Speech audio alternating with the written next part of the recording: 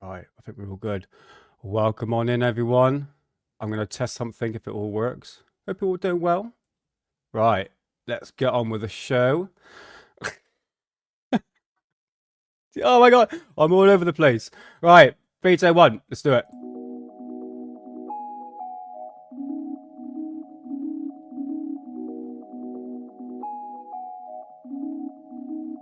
It's 8 o'clock.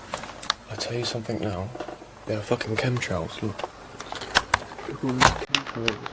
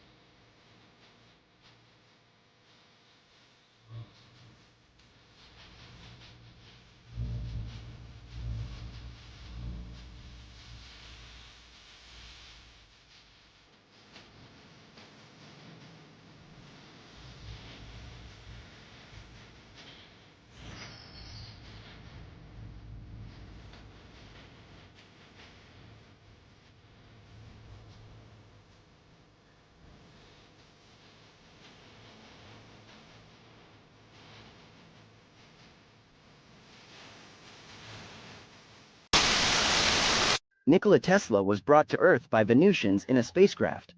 For decades, whispers of a secret about Nikola Tesla's extraordinary origin.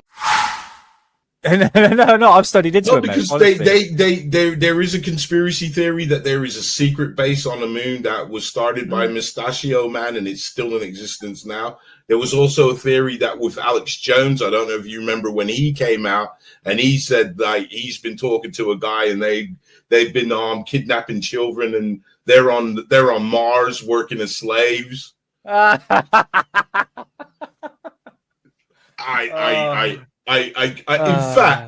fact, I did a video to cover what he was saying. So I do have it on my channel. I think I do. Okay, if Alex Jones says it's real, it's real. Okay, I'll just take your word for it. By my seeds. Raise his ducks. I said, well, that's great, Yucky. Can you draw me a duck? And he said, of course I can draw you a duck. And he drew me a couple of ducks in a row. And then our lab director, knowledgeable and experienced researchers. Pause it a second. Yeah. You remember that movie, The Seed of Chucky? I wish I could just put up a picture and show you guys. Don't he look like Chucky's kid? It does look like Chucky's kid. Oh, mate, that is spot on. That is. Do you know what? I was looking at him. I'm going. He kind of reminds me of someone. The Germans, World War II, they made it to the moon. There's that theory going around. Herman the Tosser, how you doing, brother? That's his name, man. I don't see it.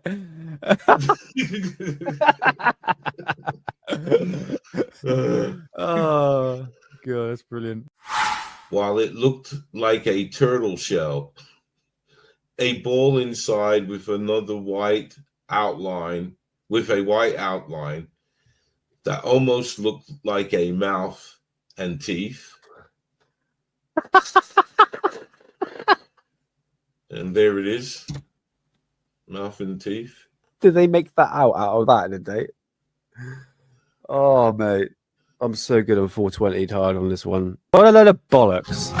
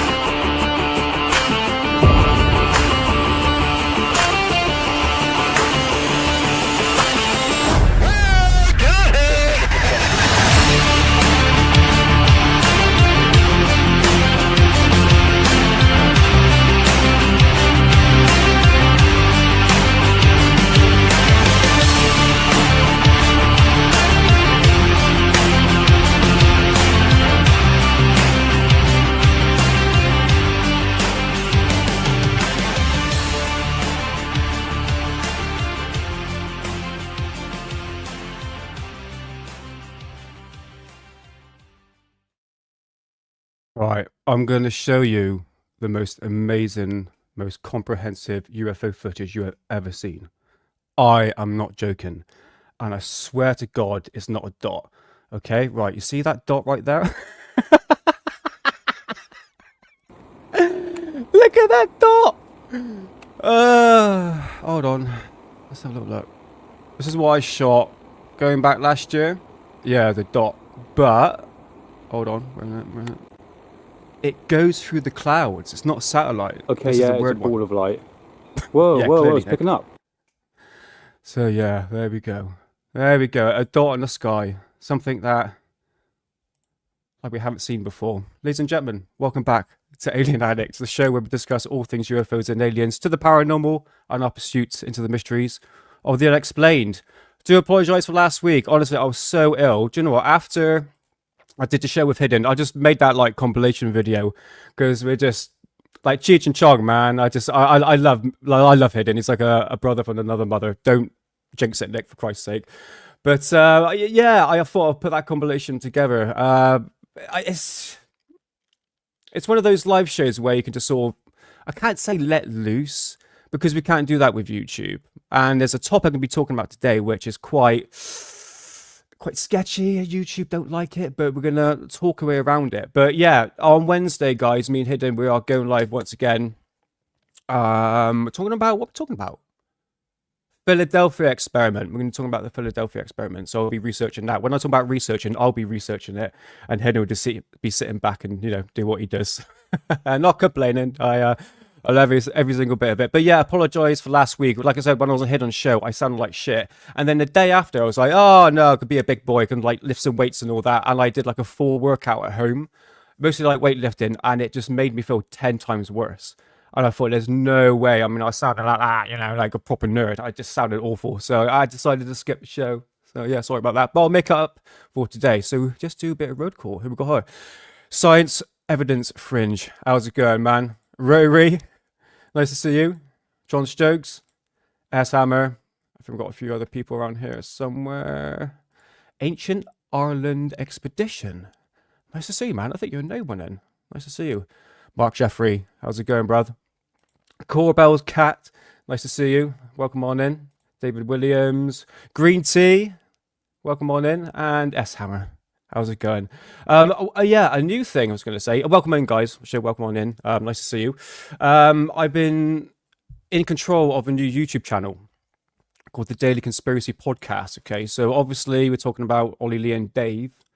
They are right here. There we go. Now I'm going to try and bring it up for you guys. So the Daily Conspiracy Podcast, to go every single day, talking all things conspiracies. I'm going to try and find it right here, if the algorithm is going to be that nice. Oh my God, I've picked it up straight away. Fantastic. Right, let's bring it out because there's a new YouTube channel I've been sorting out, which is basically clips from their show.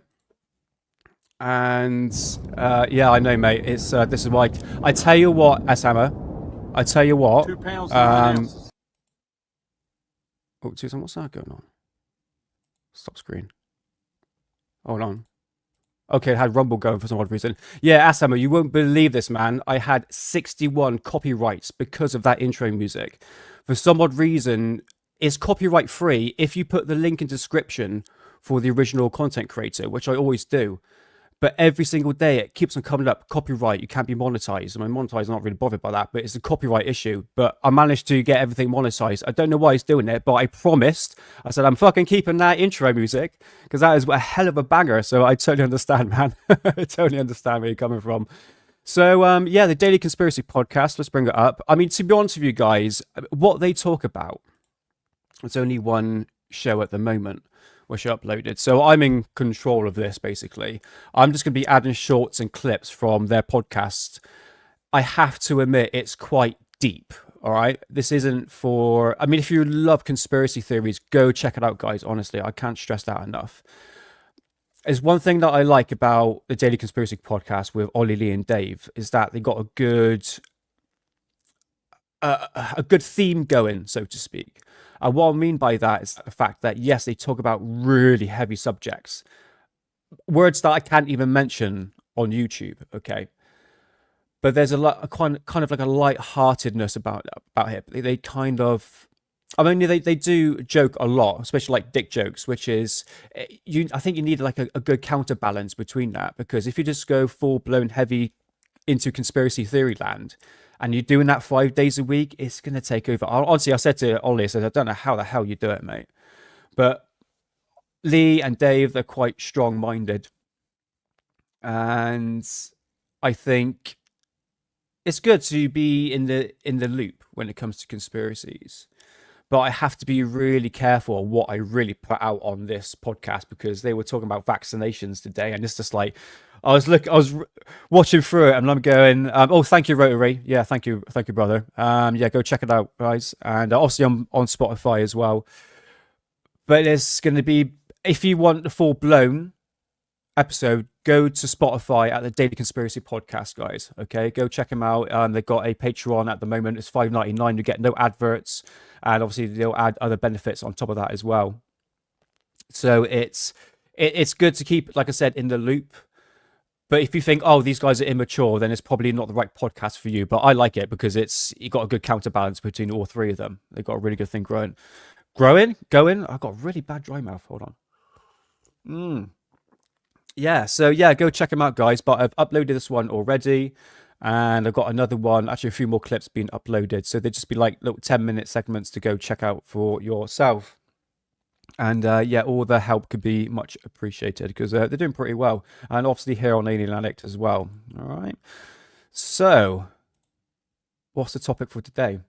It's like a bit of a catch-up from last week. Let's bring up the notes, because we can be talking about, I'm going to jump a picture up here a bit later. Okay, I'm going to talk about this because there is a program starting right now, and I know people have been saying, oh, they've been doing it for years. Like, yeah, we know that, but an actual official program is happening, well, beginning of this month, and I will be talking about, excuse me, oh my god, I shouldn't have 420, you know what I mean? So we'll be talking about that a bit later, but also I'm going to be a bit 50-50 on this episode, guys. Going to be talking about the pyramids. I think that's quite important, because last episode we were talking about the pyramids and the potential, what it could possibly be, like an energy weapon, or for instance like an energy harnesser or something like that, something like energy storage, like a battery. This is the idea that behind the pyramids, due to the new discoveries of the structures underground. And the more I started to research into the scientific paper, and I'm going, right, okay. So I started to go, not what the skeptics were saying, but I found a YouTube channel, which I'm going to show a little bit of a clip of someone who actually broke down the conference, which was obviously all in Italian, and this guy's Italian, translated in English, and he broke the whole conference down. And it was actually quite telling, really, and it really goes to show what information is being put forth. I mean, I'm not judging everyone, especially like Jay Anderson or Alex Jones or anyone like that. Even like Joe Rogan as well is putting forth that there might be some sort of energy weapon, or what's the word for it? Someone said like tachyon energy or something like that, but I don't really think that's the correct term for it.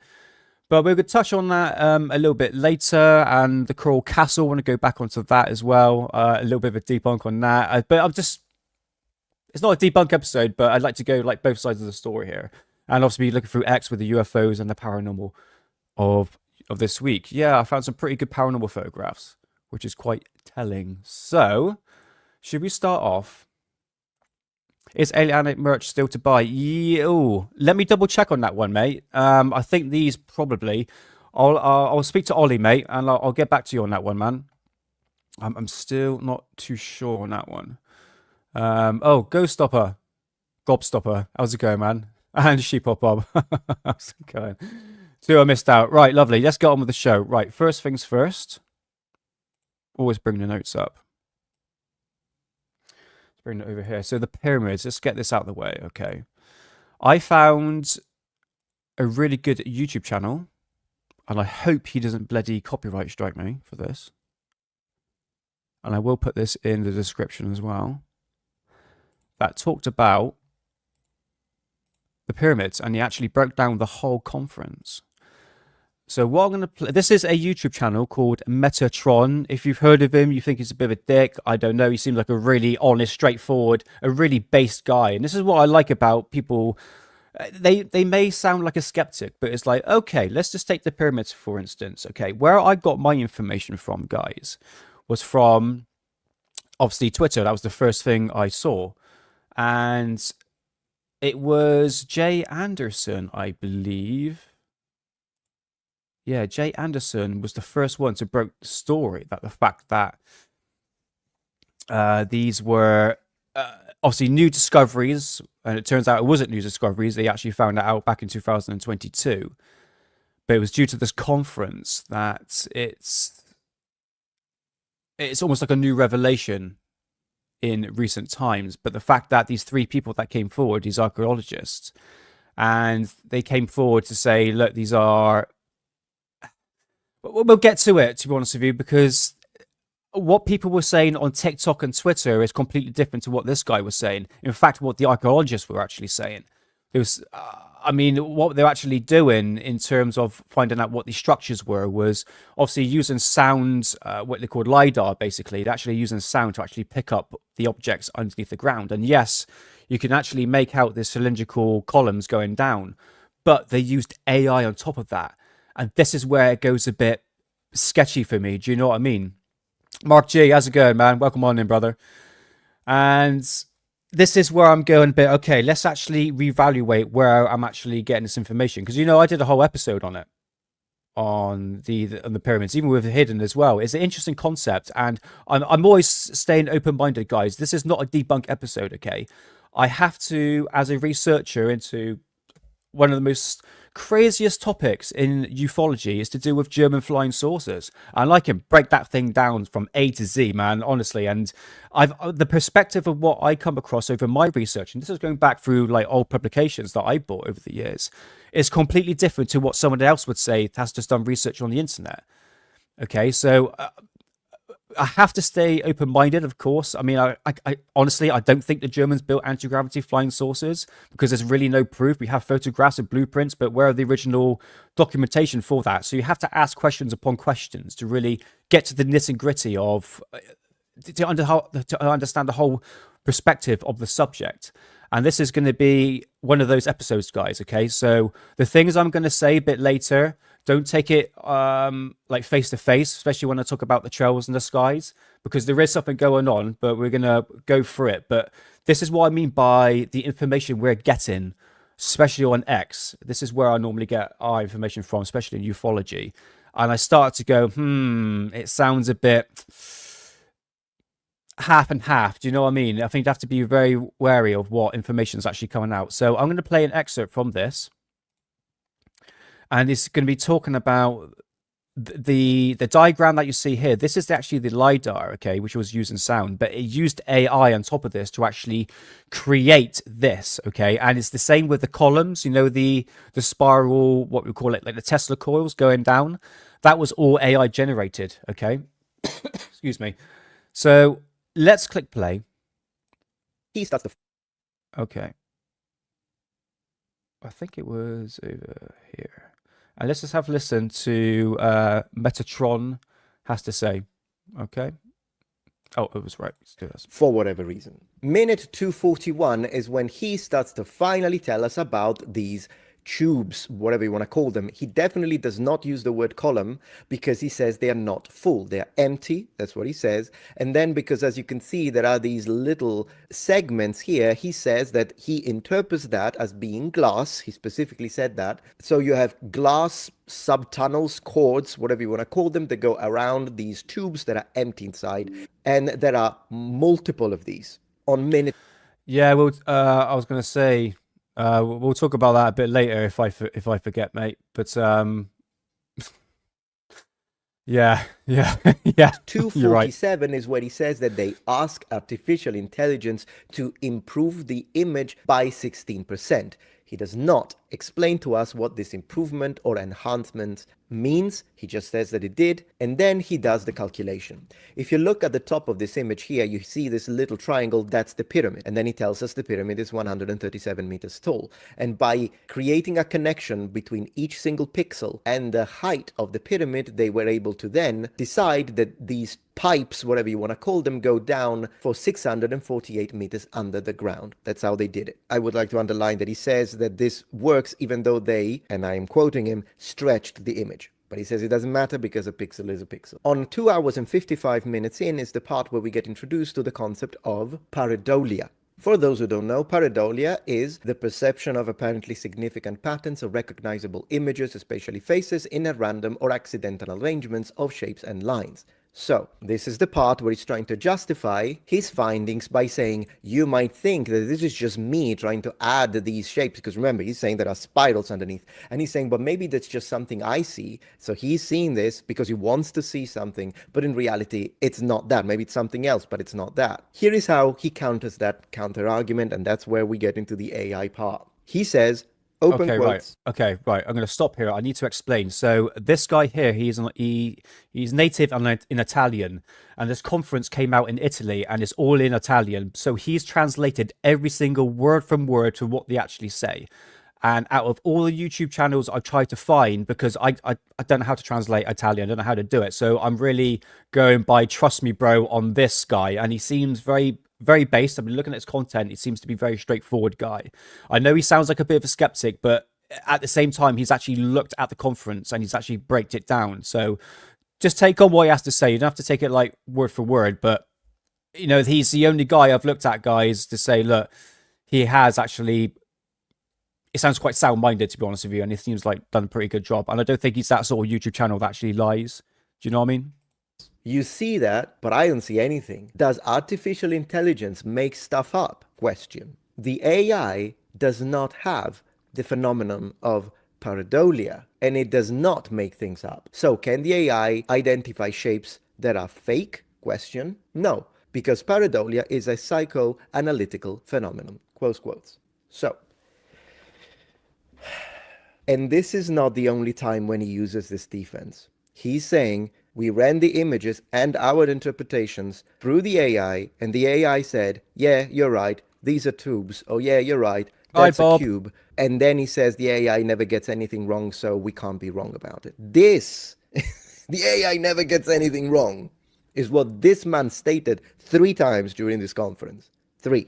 And the 3rd time is my favorite, because it goes even further, and we dive into the conspiracy theory. Because, of course, there is a conspiracy theory and a cover-up situation that he's mentioning, and I absolutely love that part. Stick until the end. He then tells us that we are 648 meters under the ground. For whatever reason, he tells us, and it's significant apparently, that 648 is in fact double 324, and he says that 324 is a fundamental number. Okay, right. So you get the gist, guys, okay? You can see that he's definitely done his homework on this. And I am gonna take his word for it. I'm gonna put the link in description right here so you could go check it out for yourself. But I think you're gonna get a very straightforward answer to what the actual conference was about. And then you get to understand of what the well, they weren't really archaeologists, so to speak, but Hangs tight, how's it going, man? Nice to see you, brother. Nice to see you. You get to understand what they're actually saying. One true Saxon. Yeah, I'll be joining you in a minute, man. Oh, mate, you got some Cali weed and some OG. Oh, alien OG. Oh, mate. Oh, I will do a bit of 420 for you in a minute. Shh. Don't tell Hidden. Welcome on in, man. Welcome on in. So the archaeologists were basically saying that the structures underneath the pyramids were there to actually support the pyramids, and it was nothing to do with the actual Tesla coil or an energy generator, so to speak. But I was supposed to see Graham Hancock last Saturday, but I had to cancel because I was ill. So I should hopefully see him tomorrow at sometime in the morning, which would be good. I know he put a post out to say that the fact that he's going to hold off on the information about this new revelation of the structures underneath the pyramids for the time being until there's more data, and I think that's more sensible approach to it, because at the same time, guys, it's like I think we're more or less jumping into conclusions.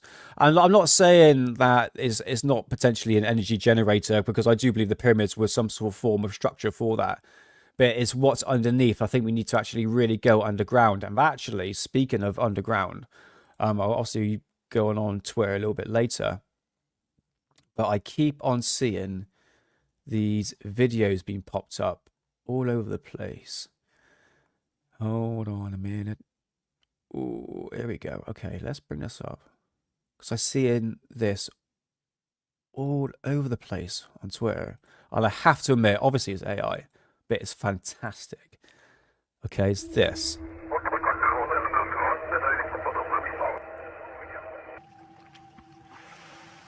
Okay, this is all fake AI generated stuff. Guys, people are believing it. It's bloody good.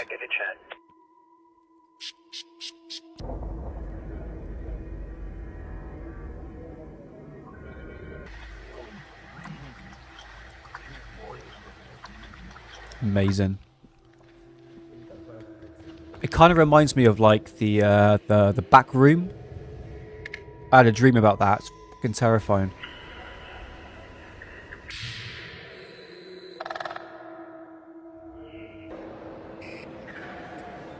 It's the bell.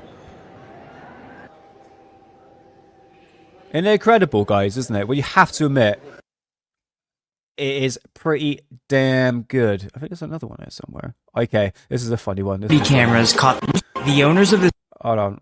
Sorry about this, guys. Watch this. This is terrifying. This is going to scare the crap out of you. Watch this. Wait for it. Oh my god, guys, watch it.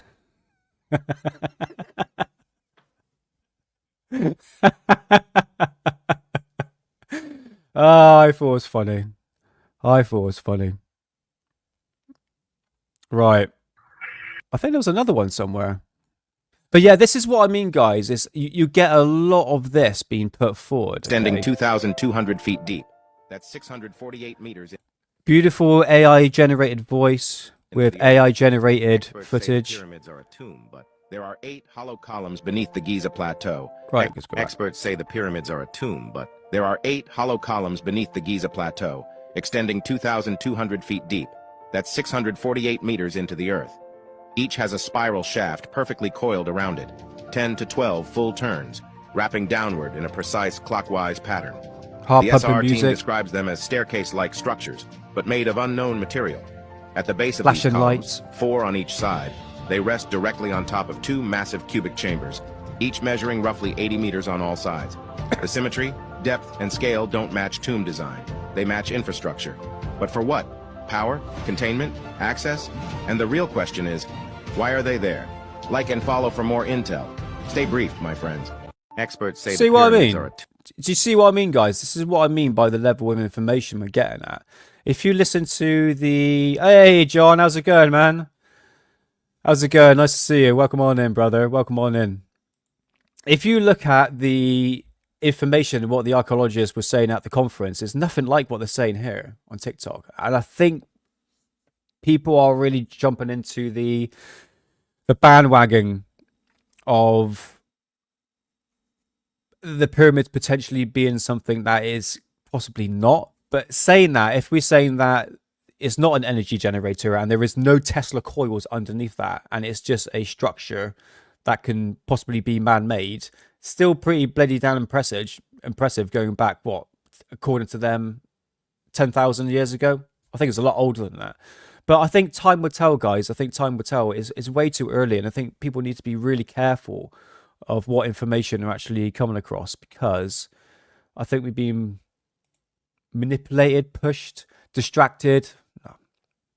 No, it's just people. It's all about trends, isn't it, guys? It's all about trends. This is the thing that makes social media social media. It's what's the trending topic.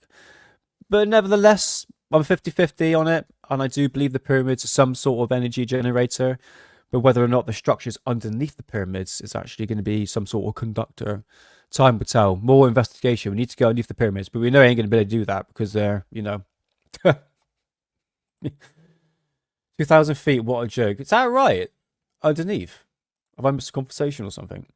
Yeah, so, yeah, go check it out, guys. I'll put the link in the description again for that video, and you get to understand the whole perspective of what was actually going on with the pyramids. But again, time will tell. Time will tell. Okay, Coral Castle. Remember Coral Castle, guys? I think we did that on Hidden Show. I think me and Hidden might have mentioned it before. Coral Castle. Let's have a look. Okay.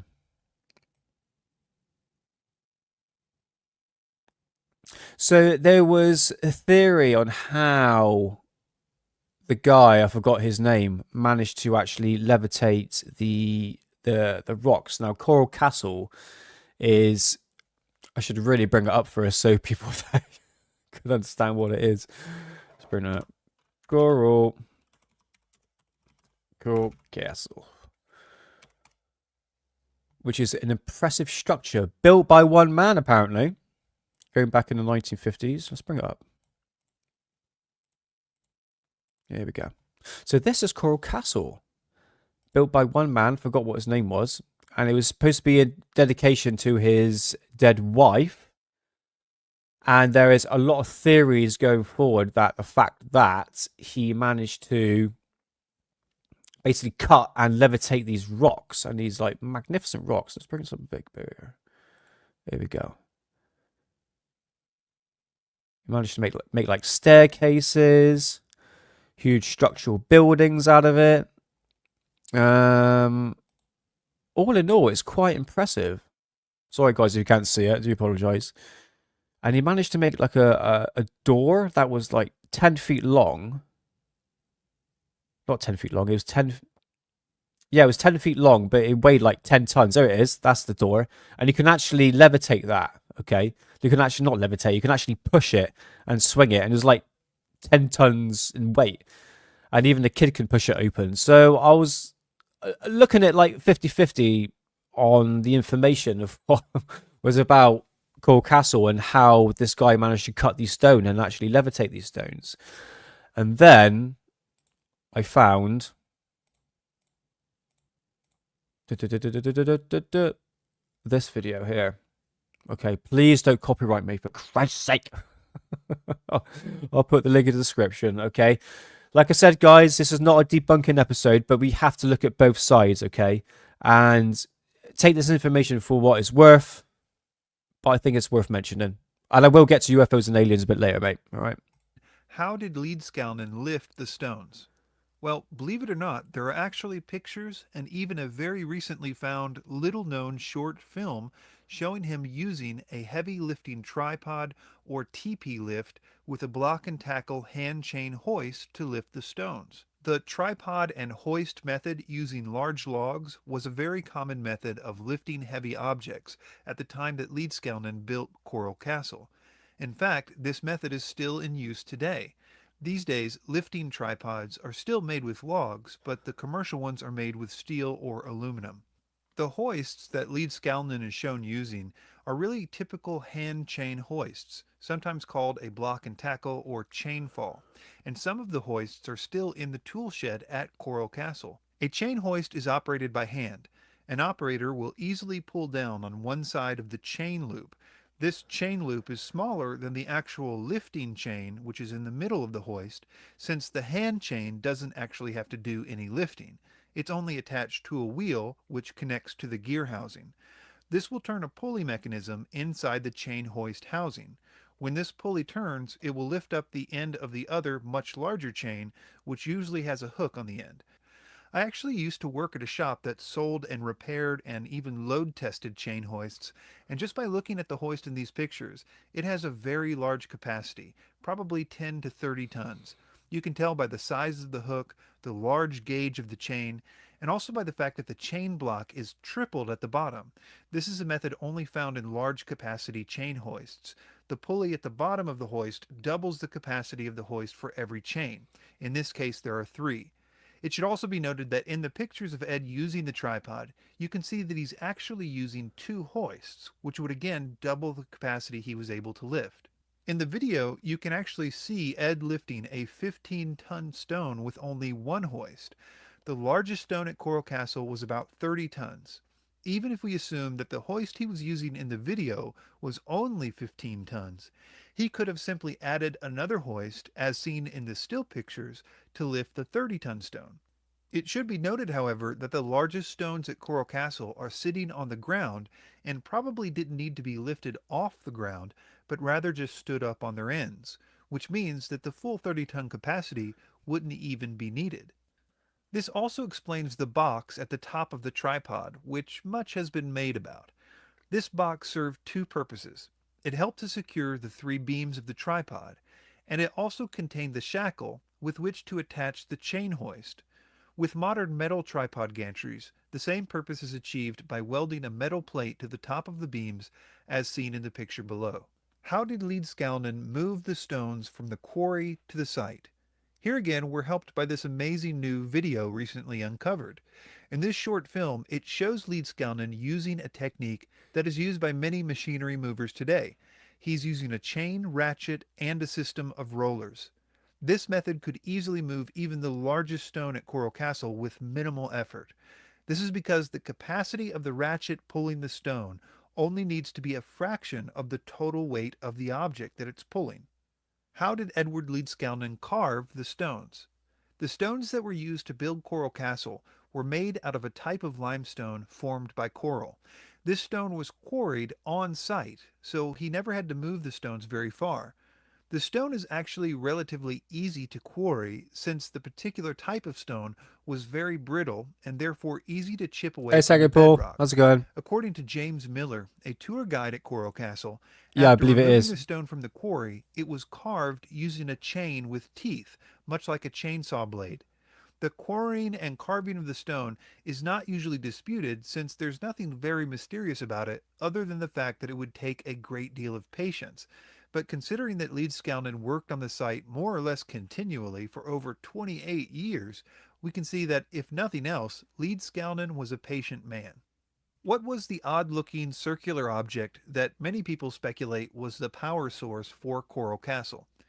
This is actually an AC generator, which worked by attaching copper wire, which has since been removed, to magnets on a flywheel. This is the same basic system used for a modern hand crank powered radio. Leedskalnin was interested in electromagnetism and built this device as a kind of demonstration. According to a Coral Castle tour guide, Ed would spin the flywheel manually, which would then light up 2 light bulbs. This was all that it powered. There was nowhere to store the electricity, so the light bulbs would go out as soon as Ed stopped the crank. Many people mistakenly believe that this somehow powered the whole site of Coral Castle, but it was essentially just a showpiece that he used when giving tours of the site. And this generator wouldn't have had the ability to power much of anything even if it was constantly cranked. How did he make a large stone door move with the slightest touch? The entrance to Coral Castle was a large stone door that would spin with even the slightest touch. Up until recently, when the hinges broke, people were unaware of how he achieved this. Since then, however, they've discovered that an iron rod and an old truck bearing was placed in a hole drilled at the bottom of the rock. This could be done by making sure that the hole was drilled at the rock's center of gravity. Once you find the rock's center of gravity, it's easy to move. Notice how this man easily moves stones up to 25 tons. In fact, he's even moved an entire barn by himself. It's all about finding the center of gravity. What were the numbers inscribed on the door jamb on the second floor of Coral Castle? There are 2 sets of numbers inscribed on a door at Coral Castle, and many have speculated that these numbers were a clue as to how Leedskalnin moved or lifted the stones. But they are actually his immigration registration number and his citizenship number. You can actually prove this because Leedskalnin's immigration papers still exist. It was common for immigrants in those days to post or carve these numbers on a door for the authorities. Finally, why was Leedskalnin so vague about his technique? Edward Leedskalnin often built Coral Castle at night, and he evaded questions about how exactly he built it. He gave cryptic answers to people that asked him, like, "It's not difficult if you know." It seems that he wanted people to think it was more mysterious than it was. I speculate that at least in part, this was just good marketing. After all, he did make his living giving tours of Coral Castle, and it would just make sense to keep people guessing as to his methods. Having said that, I want to make it clear that I think that Edward Leedskalnin was obviously a genius, although I don't think he knew anything about anti-gravity. If you'd like to see more debunk... So yeah, I know, guys. You're probably thinking, "Oh no, I know he had like using mystical energy fields from the ancient Egypt's technology back then," you know. But at the same time, you got to think, right? It kind of makes sense when you actually look at the footage. Now, Rotary, you said, is that actually real footage? There is the guy there. You can see. Do you see what I mean? It's like I'd never seen this footage before until I did a bit of research to like on both sides, and it kind look, you can see it moving there. Do you know what I mean? It's so for me just to say, oh no, that's just absolute total nonsense. That is not me. I was like, oh wow, actually no, you can see him actually lifting up the rocks by using this the tripod effect. You know, the tripod with actually lifting it up through a chain winch. So I just thought it's like a flipping debunk episode today, guys. I don't mean it to be. It was just like, look, this is just how I operate, guys. You know, always look at like both sides of the story here. So you could say, well, no, actually, go check out this video because it shows a different side to the story from what we've been told, that he was using some sort of ancient technology from the Egyptian times, which is how they sort of cut stone so perfectly. But I personally think that the pyramids are a lot older. I mean, this is just going off a whim here. It's just my speculation on this. And it probably goes back to the time of the Atlantis. It's a bit on a whim on that one. But in terms of what they used to actually cut the stones, that's the other matter, isn't it? I got some photographs I'm going to show up in a minute. But again, here we go, guys. This is from Blacklisted Bible, who does talk a lot of Bible stuff and all stuff we can't really mention. Yeah, so I thought I'll just show that. And like I said, guys, this is not a debunk episode, okay? I just have to go. It's healthily to debunk. That is right, Sagipur. That is very much right. Again, this next subject we'll be talking about, you're going to go, oh, you're debunking that as well. It's like, no, don't worry. This is how you got to approach our subjects, guys, okay? Like I said, when I link everything to my German flying saucers, which I've learned so much about, especially this next subject as well, when you're sort of asking the really hard questions, you got to ask the really hard questions. You say, right, for instance, if the Germans did build the Housekeeping with real flying saucers, why didn't they use it? If they had that technology from 1939, why didn't they use that technology throughout the war? Yes, we have, in one way, we have witness testimonies saying that they've seen this flying discs or a flying disc approaching or coming out of this, what we call like a Fort Apache, like this old massive warehouse.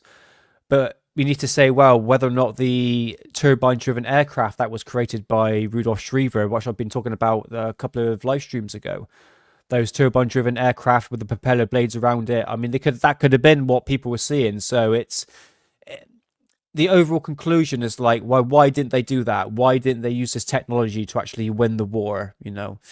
So again, just ask the hard questions, guys, and sometimes it might not go with the whim of what other people are saying, and that's how sometimes you can get into arguments with people.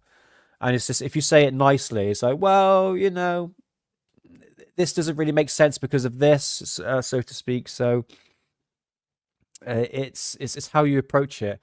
And I have to admit, there's some batshit crazy people out there in it. Sheep Pop. Talking about batshit crazy people, it's just like some of them just need a fucking good slap in it Sheep Pop.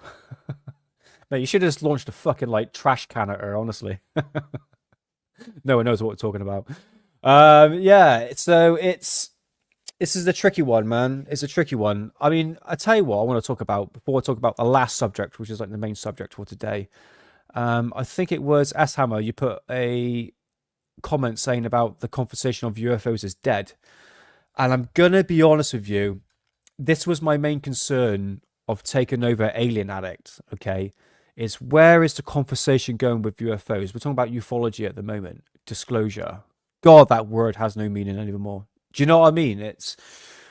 I wanted to approach Alien Addict as someone who is not biased. You're going to get, if I hear bullshit, I'm going to call it out. You're going to get honesty from me. Do you know what I mean? We are not going to get disclosure. That's my own opinion. I mean, the signs are right there. I mean, we've talked about it for death on Alien Addict, about the fact. I tell you what, typical example. It's a good thing you brought that actually up, because I saw a photograph and it just solidified. She is stunning. I think she's the most beautiful woman in the world. I think she's like this journalist. That's a bloody big name. Can't go off screen. Right, let's have a look. Yeah, here we go. I saw that and I was like, really? Really? We're going down that route.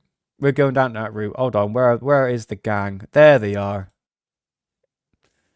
Right, Tim Burchett, this guy right here, has said on numerous occasions that the intelligence agency are put into the UFO community and they're trying to stop the information being put forward. Hold on, let me swig my tea. Well, what the prick don't realise is that if he just looks to the flipping left, you got the intelligence agency right there. Look, Christopher Mellon, for Christ's sake. You got Lou Elizondo and this, I don't know, I forgot this bloody guy's name. They're right there. The deep state. It's right there, guys. And when I saw this, I thought, hold on a minute, where is this conversation now going? It's going to be pushed into, I think, more woohoo than anything else. My personal opinion on that. Looking at the track record of Lou Elizondo. I mean, what is he... Excuse me. Excuse me. Choking on my own talent. Flipping now. Suck it up, Nick. What has he done so far? Okay, he can't prove any of his stories. He couldn't prove whether or not he's part of ALSAP or ATIP. I think it was ATIP, wasn't it? Which turned into... no, it was ALSAP, then turned into ATIP. One of the two. I didn't read his book because I thought it was completely... But what's the point? What is the actual point? And a lot of people have done the research for me that the amount of lies that he put forward, and of course he's part of the intelligence agency. Me and Amy were talking about it on Good Morning UFO, and she was in contact with Lou Elizondo. He says otherwise. He was asked that question not long ago in this interview, whether or not he was part of the intelligence agency. Not, absolutely not. Something like that. Don't quote me on that one. But at the same time, it was quite obvious that these people were involved, especially Christopher Mellon, because he was... oh my God, excuse me. Really sorry, guys. Got to take a swig of my tea. It's UFO topics. A tinkle in my throat. So Christopher Mellon was basically... Well, I should say David Grosh was pretty much in the pockets of Christopher Mellon. And this was proven by dark journalist who I follow quite closely. Every Saturday, he's my Saturday boy, man. Also, I do a bit of work on Saturday with my gardening, and it's like, it's two podcasts. It's one is Nerdrotic, and the other one is Dark Journalist, because he comes out with some absolute bangers. And he's been close contact with Grosh with emails, and I believe he spoke to him on the phone. And he said, "This is Grosh. This is what he said to Grosh. Grosh said to Daniel. He said that I can't say anything until I get permission from Christopher Mellon. Don't quote me on that, but that's what he said. He basically said, in that terms, that the fact that he needed permission to talk about anything related to his work." And that is the guy on the right at the end here, on the right-hand side, Christopher Mellon. And he's the part of the big banking corporation. No, not banking corporation. Might be... Chat, could you, clarify that with that one? He worked for the Pentagon as well. So we have pretty much the deep state. And there's a lot of misinformation being put forward by these guys. And I think we need to be very, very careful. Hey, man, how's it going? Jamming music, man. How's it going, brother? Welcome on in. Hope you'll be 420 with us soon. So this is where, and Mods Mayhem. How's it going, brother? How's it going? Welcome on in. So this is where the conversation's going at. And this is when I was taking on Alien Addict. I was saying to myself, yeah, but what am I supposed to talk about? What am I really supposed to talk about? I'm not going to be one of these YouTube channels that go along and go, Yeah, that's right, John. He was part of the. He's very, very rich family. I think it was a banking corporation. I'm not too sure on that. I know his cousin, someone else called. I can't remember what his name now. Cambion's Stephen Cambion interviewed him a few times. But it's like, what am I supposed to talk about? I mean, we know that disclosure is not going to happen. Yeah, we can talk about UFO footage and stuff like that. But in terms of like where disclosure is going, I mean, to do like 2 hours on what, for instance, Jake Barber has to say, and it's just like, look, until we have like at least some good evidence. And this is what Hidden would say, guys. This is exactly what Hidden Underbelly would say. This is why he hasn't really been posting much recently, because it's just shit footage. It's like balls of light. It's like, yeah, we know they're balls of light. We know they're flipping drones about. But if he posted that a year ago, he would have been laughed at. You know what I mean? So it's kind of like a restriction in terms of where ufology is at the moment.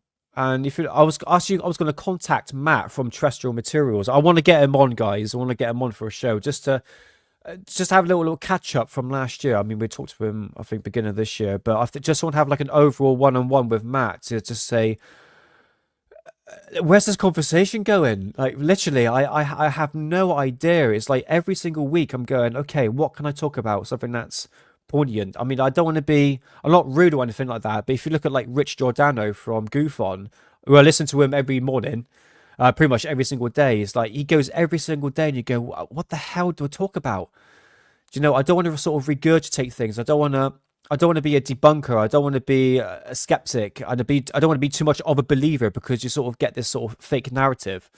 Do you know what I mean? There are some like fake YouTubes out there, and I'm not talking about Amy from Good Morning UFO. Like, she's got the passion, she's got the heart for that, and that's she's got the drive for it, and that's what I really appreciate with Amy. But there's like other YouTubers that's just jumping on a bandwagon just because they're getting trends. You know what I mean? Not naming anybody. Stephen Cambion is funny. Love that channel. I have to admit, it's my guilty pleasure. I wouldn't mind having a conversation with even like Lou Angeles, like Lou Reviews, and Stephen Cambion. I know they're more or less on like the debunk skeptic side, but it's like I'm willing to have a conversation if it's decent. For sure. WAF, WAF 007. How's it go, man? Yeah, Rich Goofon. Yeah, Rich. I've been listening to Rich for years, mate. Well, God, I can remember when I first listened to Rich. It's kind of weird. It's like any single podcast or shows I listen to, I know exactly where I was at that time. It's so flipping weird. And I remember first listening to Rich. I think it was before Alien Addict or thereof, or I think in between. And I was going, yeah, this guy's making sense. It's exactly how I felt about ufology, where ufology was going at the moment.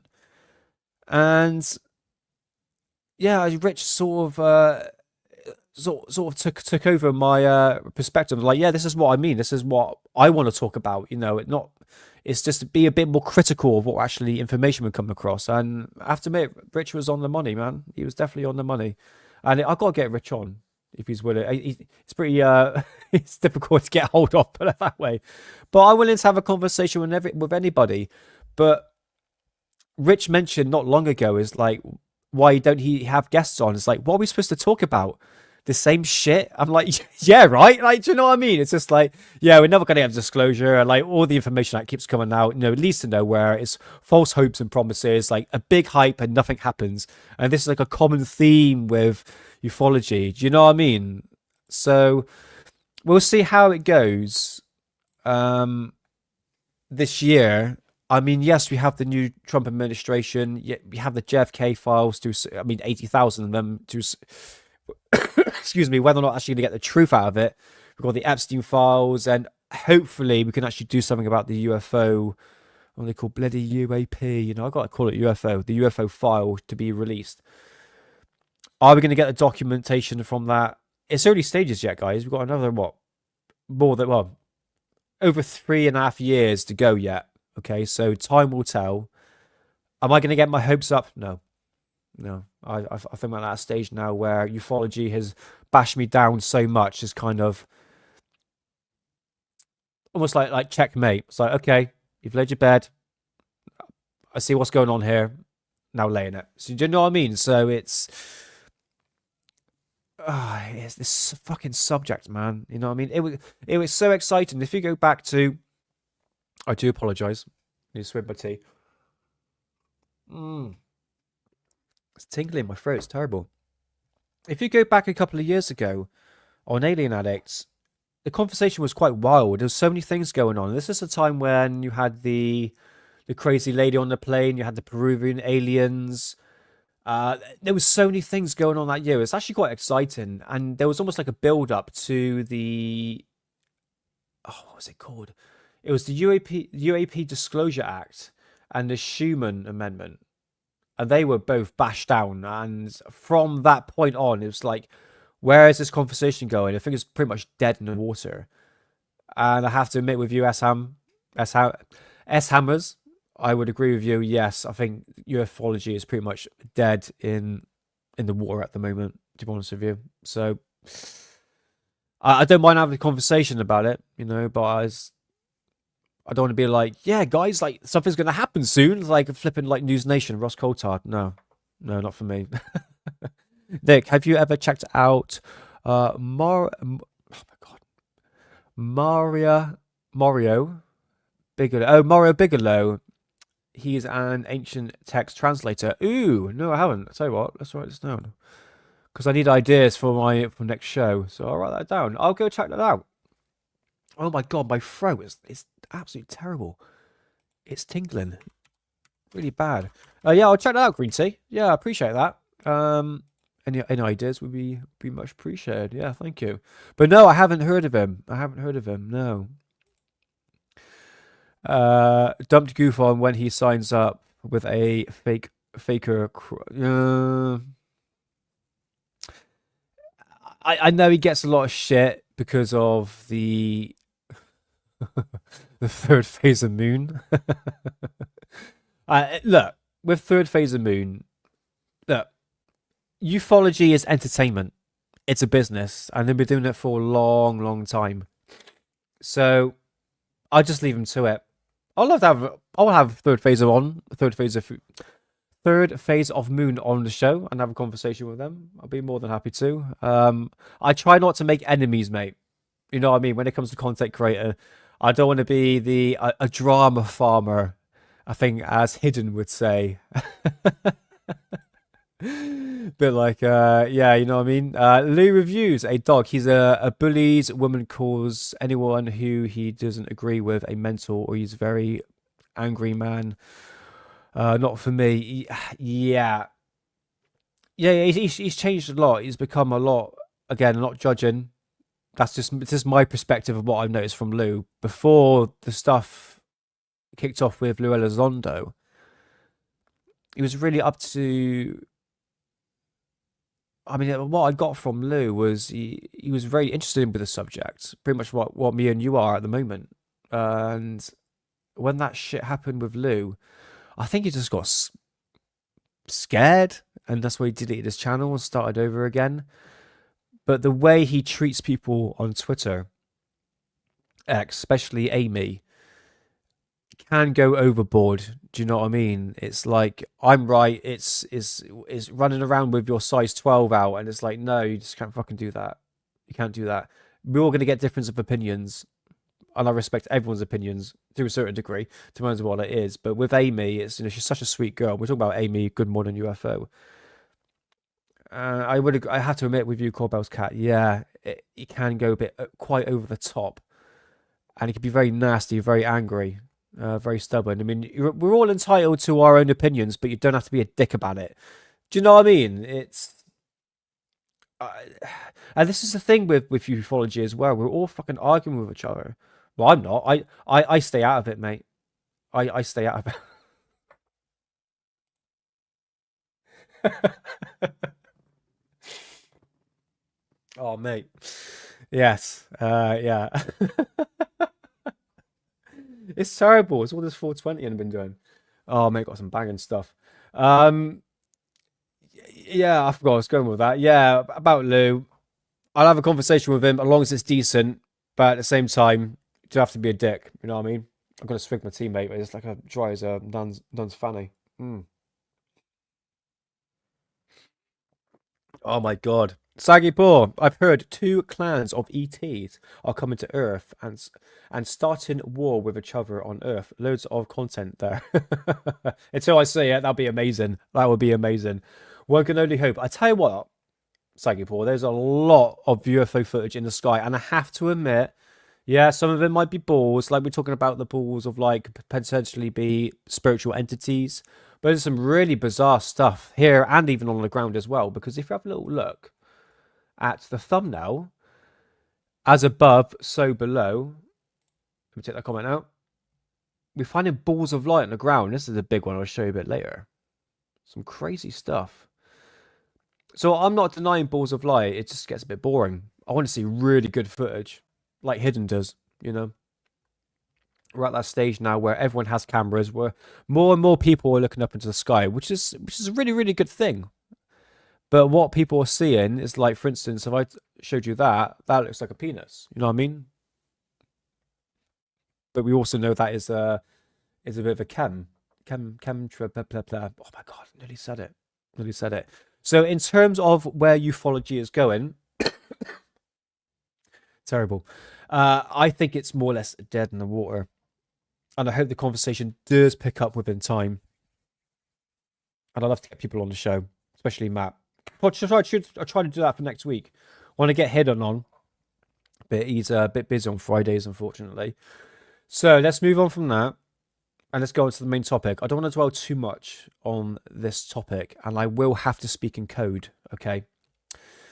Some of you might find this a bit boring, and I do apologize, but this topic I've been researching for a long time. We're talking about... oh my god, hold on. About back in the intro, it's about 16 years since I've been doing German flying saucers, and it's this, okay? Otherwise known as okay? So here's a code word for this, because this is one subject that, or the word chem, I can't say because the algorithms hate it. I find this fascinating. These trails in the sky. Let's bring up a photograph. And I hope you don't mind me just sort of talking about this, guys. Okay. And the algorithm's going to bloody help me through this. Where's it to? Where am I to? Oh, there we go. Okay. There's a couple of words in the Bible, something like Racha or glory, that sounds like something described as a spacecraft. Ooh, loud noise, wind, and ascent into the heavens.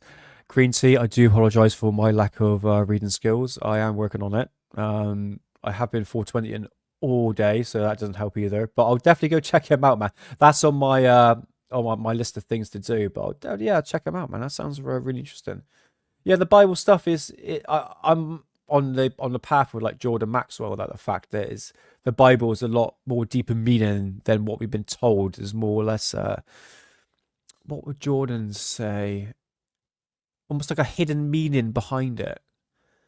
So I'm not denying the Bible, and it just has some very interesting things, especially the Book of Revelations.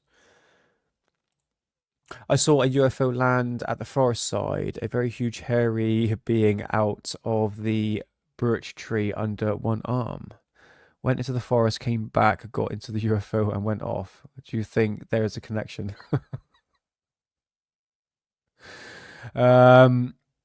I don't know, man. Did you get a photo of it?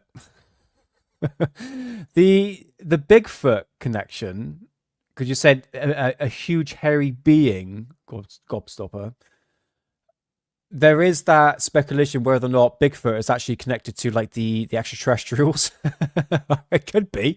It could into like a ball of light and then straight into a being. I have to admit, I have been seeing a lot of like Yeti and Bigfoot not photographs. These are video footage on Twitter in recent weeks, and I don't know. I think it's just one of those theories that I put out there, to be honest with you. It's an interesting concept. It's full of woo. But I think most likely the hairy being, if we're going like a Yeti or, for instance, Bigfoot, I think it's just a creature that we haven't come across just yet. And it's doing us a great length to actually hide from the public. They have emitted HARP stations. My opinion is they only work paired with Chem. Yeah, we'll get into that 007 in a bit. We'll get to that in a bit. I do apologize for my reading skills. I'm still learning, guys. Don't judge. We all believe there's something where. Oh my God, Nick. Oh my God, start over again. We all believe there's something there. What it is. Oh my God, I'm like hidden. Oh my God. I'm just going to read it in my head.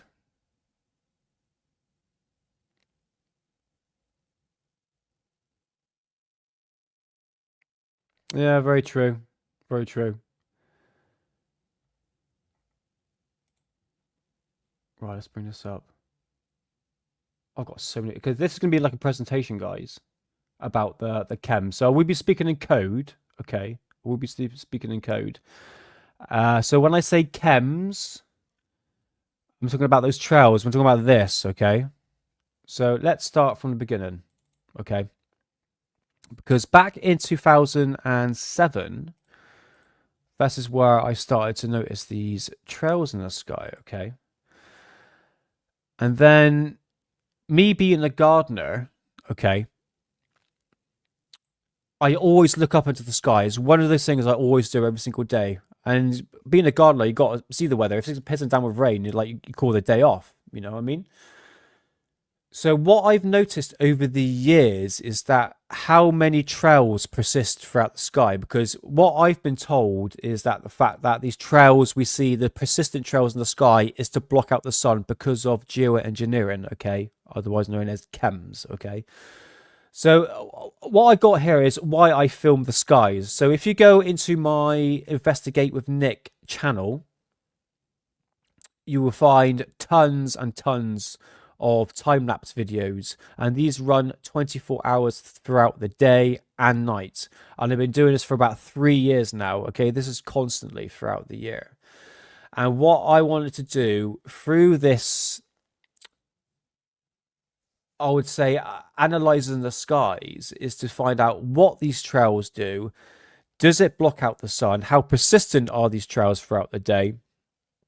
Yeah, so we'll go here to find out how many trails there are in the sky, how persistent they are throughout the day. Does it block out the sun?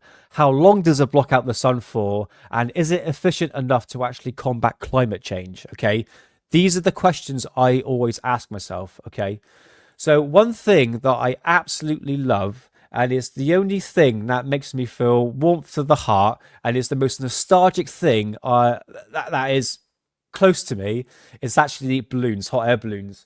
This is called the Bristol Balloon Fiesta, okay? And back in the 90s, this was like, it was so magical. Seeing this flying over my house back in the 90s was just, words can't describe it, okay?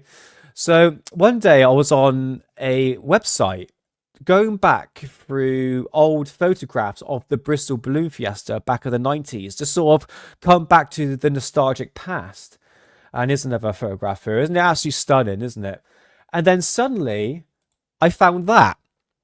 And I go, oh, this is from 1980s.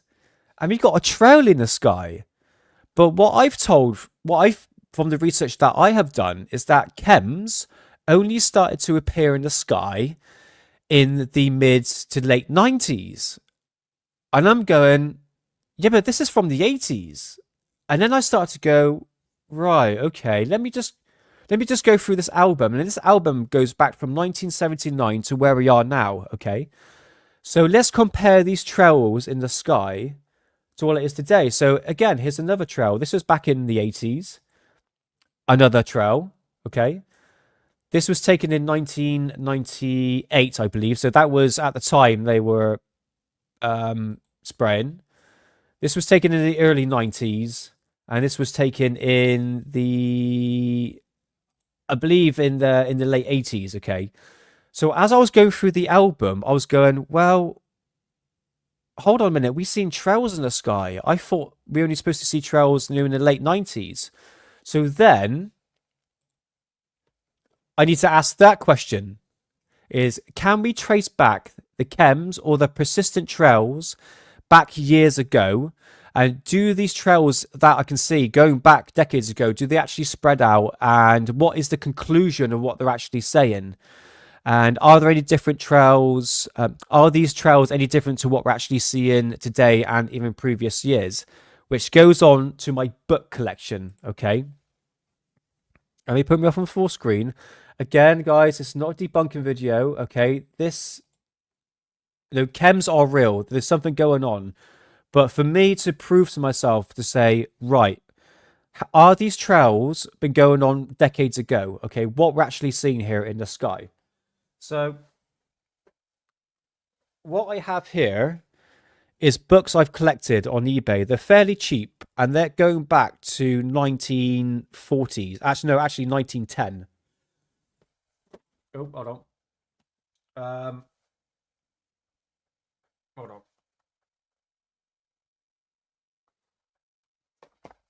Okay. So many flipping books. Right. So, for instance, a typical example, okay? Again, I'm not a debunking video, okay? I'm going to talk about why these trails are different to the ones we're seeing today, okay? Right, here's a typical example. This is cloud formations, or cloud forms, definitions and photographs. Look at the date. Hold on. 1944, okay? So it's a year before the war's end.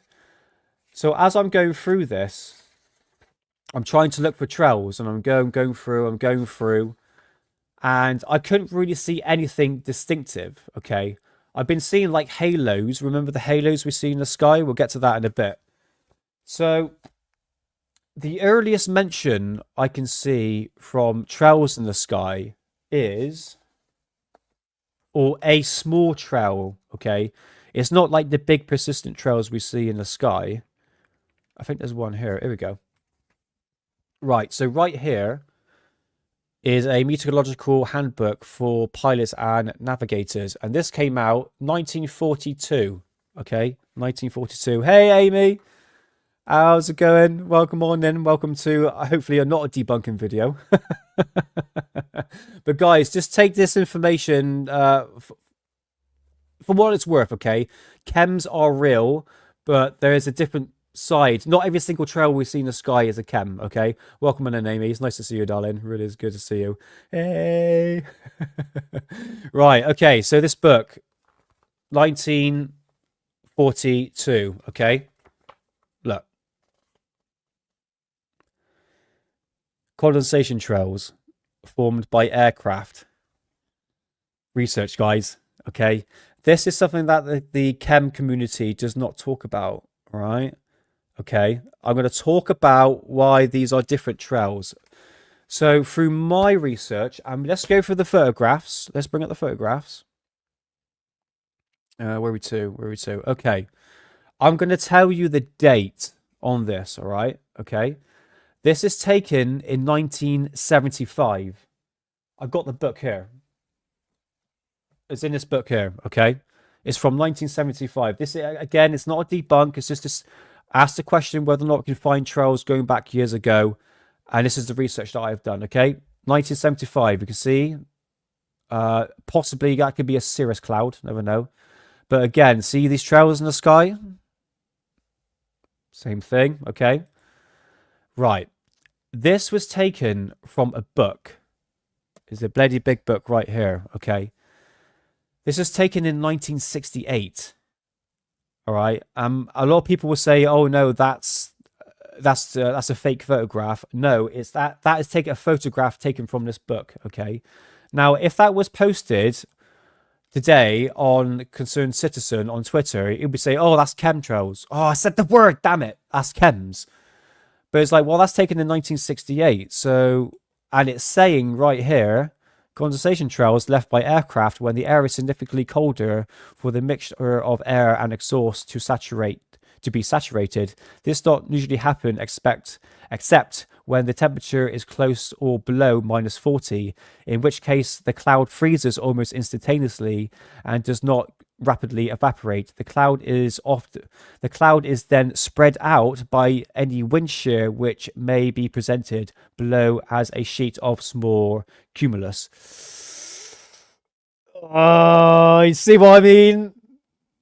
This is the research I do, and I'm going, right, this is 1968. Okay, this is before chems, isn't it? Okay, so got some trails in the sky. Okay, let's just go forward. Let's go a bit more. Okay, this book came out in 1986, and it's telling about what these trails are. Okay, they're saying that these are condensation trails. Okay, chems are real.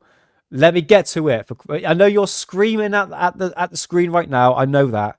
Let me get my point across, okay? Because this is how I research. I've got to look at both sides here, and I'm just presenting this, so take it for what it's worth, okay?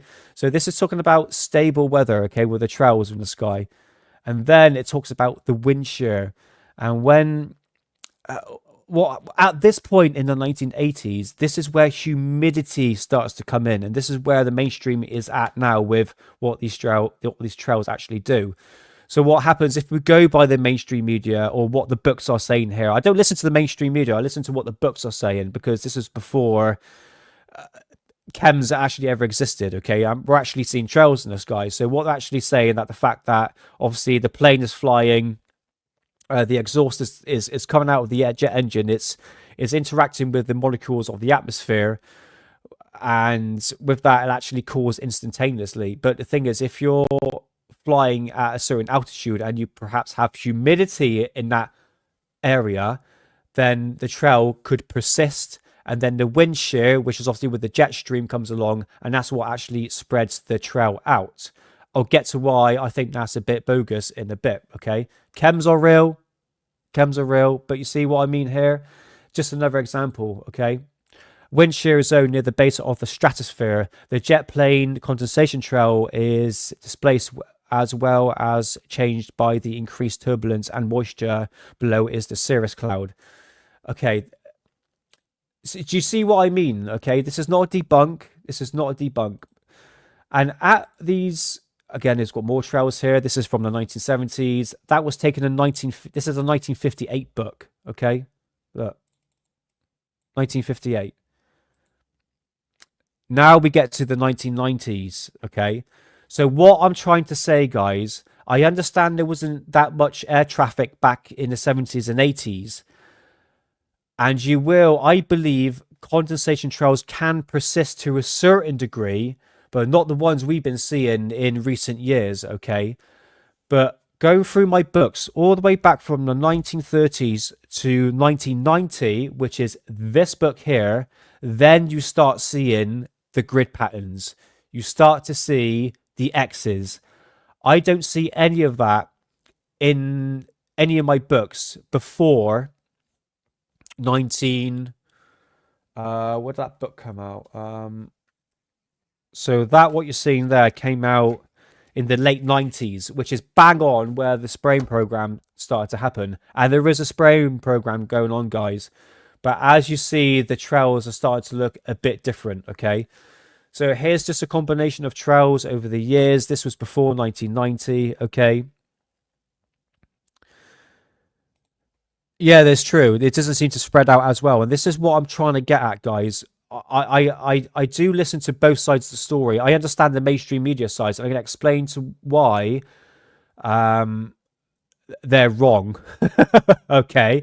I just want to get that bit out of the way. So we can say the trails in the sky have been going on for a long period of time, all the way back from World War II, okay?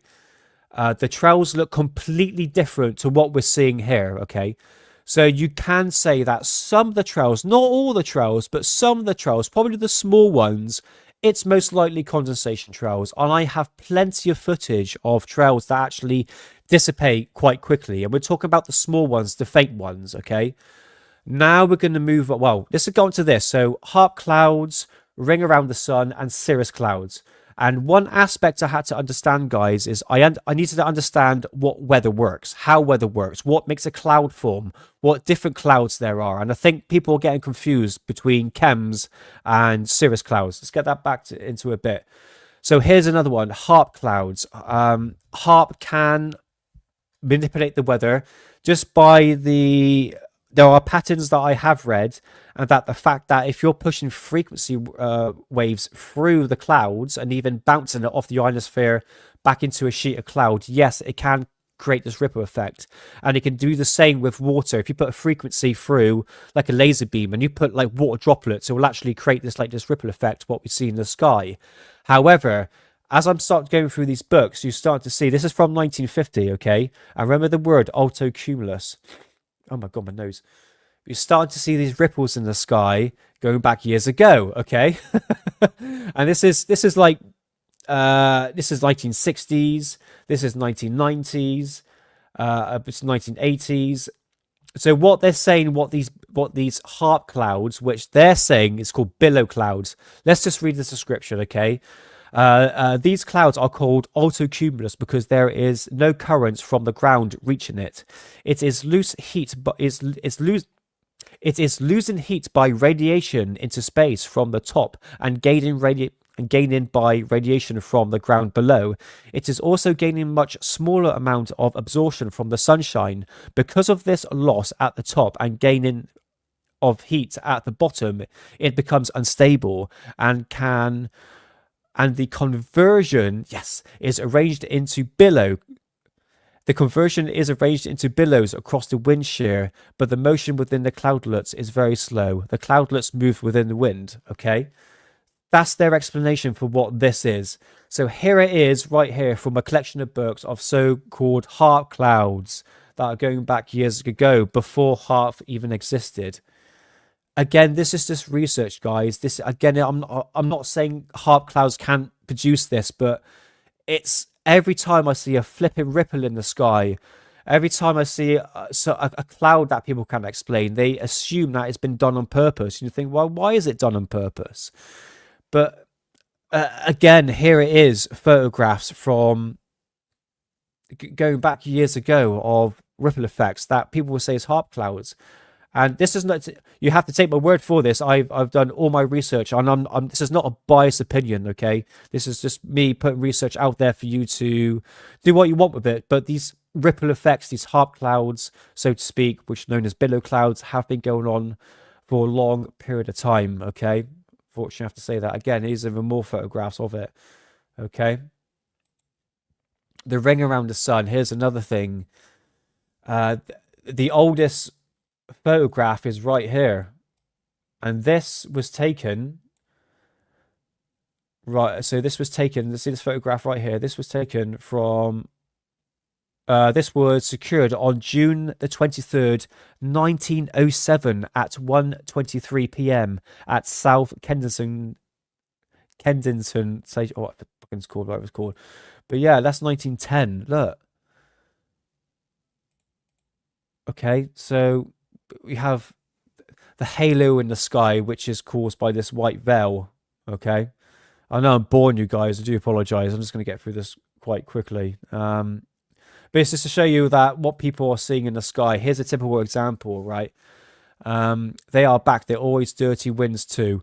So what this guy is saying was the fact that these clouds here, obviously to do with chems. To be honest with you, I don't see any trails in the sky. I would say this is actually cirrus clouds. Big misconception of what people actually see in the sky as these trails. There's these big puffy clouds you can see here that actually stretch out. It's actually a natural cloud, okay? It's called cirrus clouds. They go way above 25,000 feet. They're the highest cloud forms you can actually find. And this is where the spraying is actually happening, is in the stratosphere, which is part of the cirrus cloud family. So what it's saying here, look, see here, okay? So streams of ice crystals formed in super called cirrocumulus. These crystals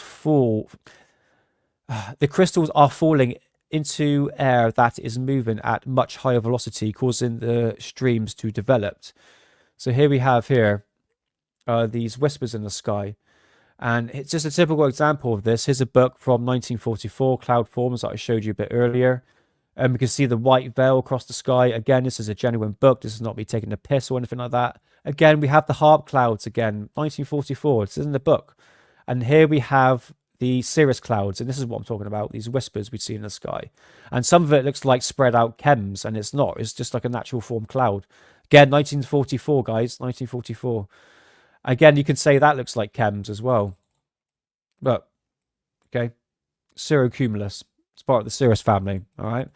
So this is one thing I had to learn over the years, is what clouds are, okay, and what make clouds formed. And over the years, analysing the sky, I get to understand what the clouds are. I mean, people say clouds have been manipulated. It's like, look, come on. It's... like, this is one I took the other day. See, cirrus clouds, okay. I always asked the community years ago, did you not see these clouds years ago? And they always say, oh no, I never see these clouds when I was a kid back years ago. It's like, but through my research, you can see you got a backtrack record of all these clouds, all these different clouds. I mean, we know puffy clouds, isn't it? Which we're known as cumulus clouds. It's like the common cloud that we always see in the sky. But obviously, through my research, you can see there's a lot of trails in the sky, and even the clouds have been going on for a long period of time. I just don't think people really look into it, to be honest with you. It's only for me to really start looking up in the sky and go, right, okay, what I'm actually seeing here. It's a tricky one. But this is just through my research that I've done. So I'm trying to find out what's been going on years ago to what can actually track back what is today. So let's get on to the chems, all right? Let me just explain something, all right? Okay. So what are the chems for? Obviously, to block out the sun for solar radiation management or geoengineering, poisoning the public with harmful chemicals, mind control, weather manipulation, 5G, hide the UFOs, to make the atmosphere more toxic, to help the reptilians breathe better on the planet. I am not joking. I did hear that theory. And to make the frogs gay. Yeah, well, I had one, I know. So with this, it's not a conspiracy, because chems is not a conspiracy, okay? I see this a lot. Chem, con. But again, we can see the trails in the sky. We can track them back years ago, okay? But then you get to this, all right? So what you're about to see here is my photographs and video footage that I have taken. So what is the media's explanation for this? What is actually their explanation to actually create the clouds? And believe me, I know all about this, okay? So what they are saying is that it's all to do with humidity. The plane is flying at an altitude of 25,000 feet, around about 25,000 to around about 60,000 feet, in that base level of between the troposphere and stratosphere. And at that level, it's minus 40 to minus 60. That's how cold it is. And so what they're saying is that the plane is flying along and there's a pocket of moisture or humidity. And because the plane is flying and it hits that pocket of moisture, and then that's what actually creates the trail to come out of the plane. Okay. But what they're saying is that the pocket of moisture ends up in little pockets. You don't get a trail that goes from horizon to horizon. Do you know what I mean? So if you look back through the photographs from the books that I showed you, we're getting very faint trails, okay? This is what I mean by what we need to really just reevaluate what we actually see in the sky, okay? Yes, we understand there's more planes in the sky, but what the mainstream media is saying is that these moisture, and I have so much research into it, how do we track this humidity? How do we track the moisture? And you could go on to the BBC, or not BBC, any weather outlets, and it will tell you the humidity level.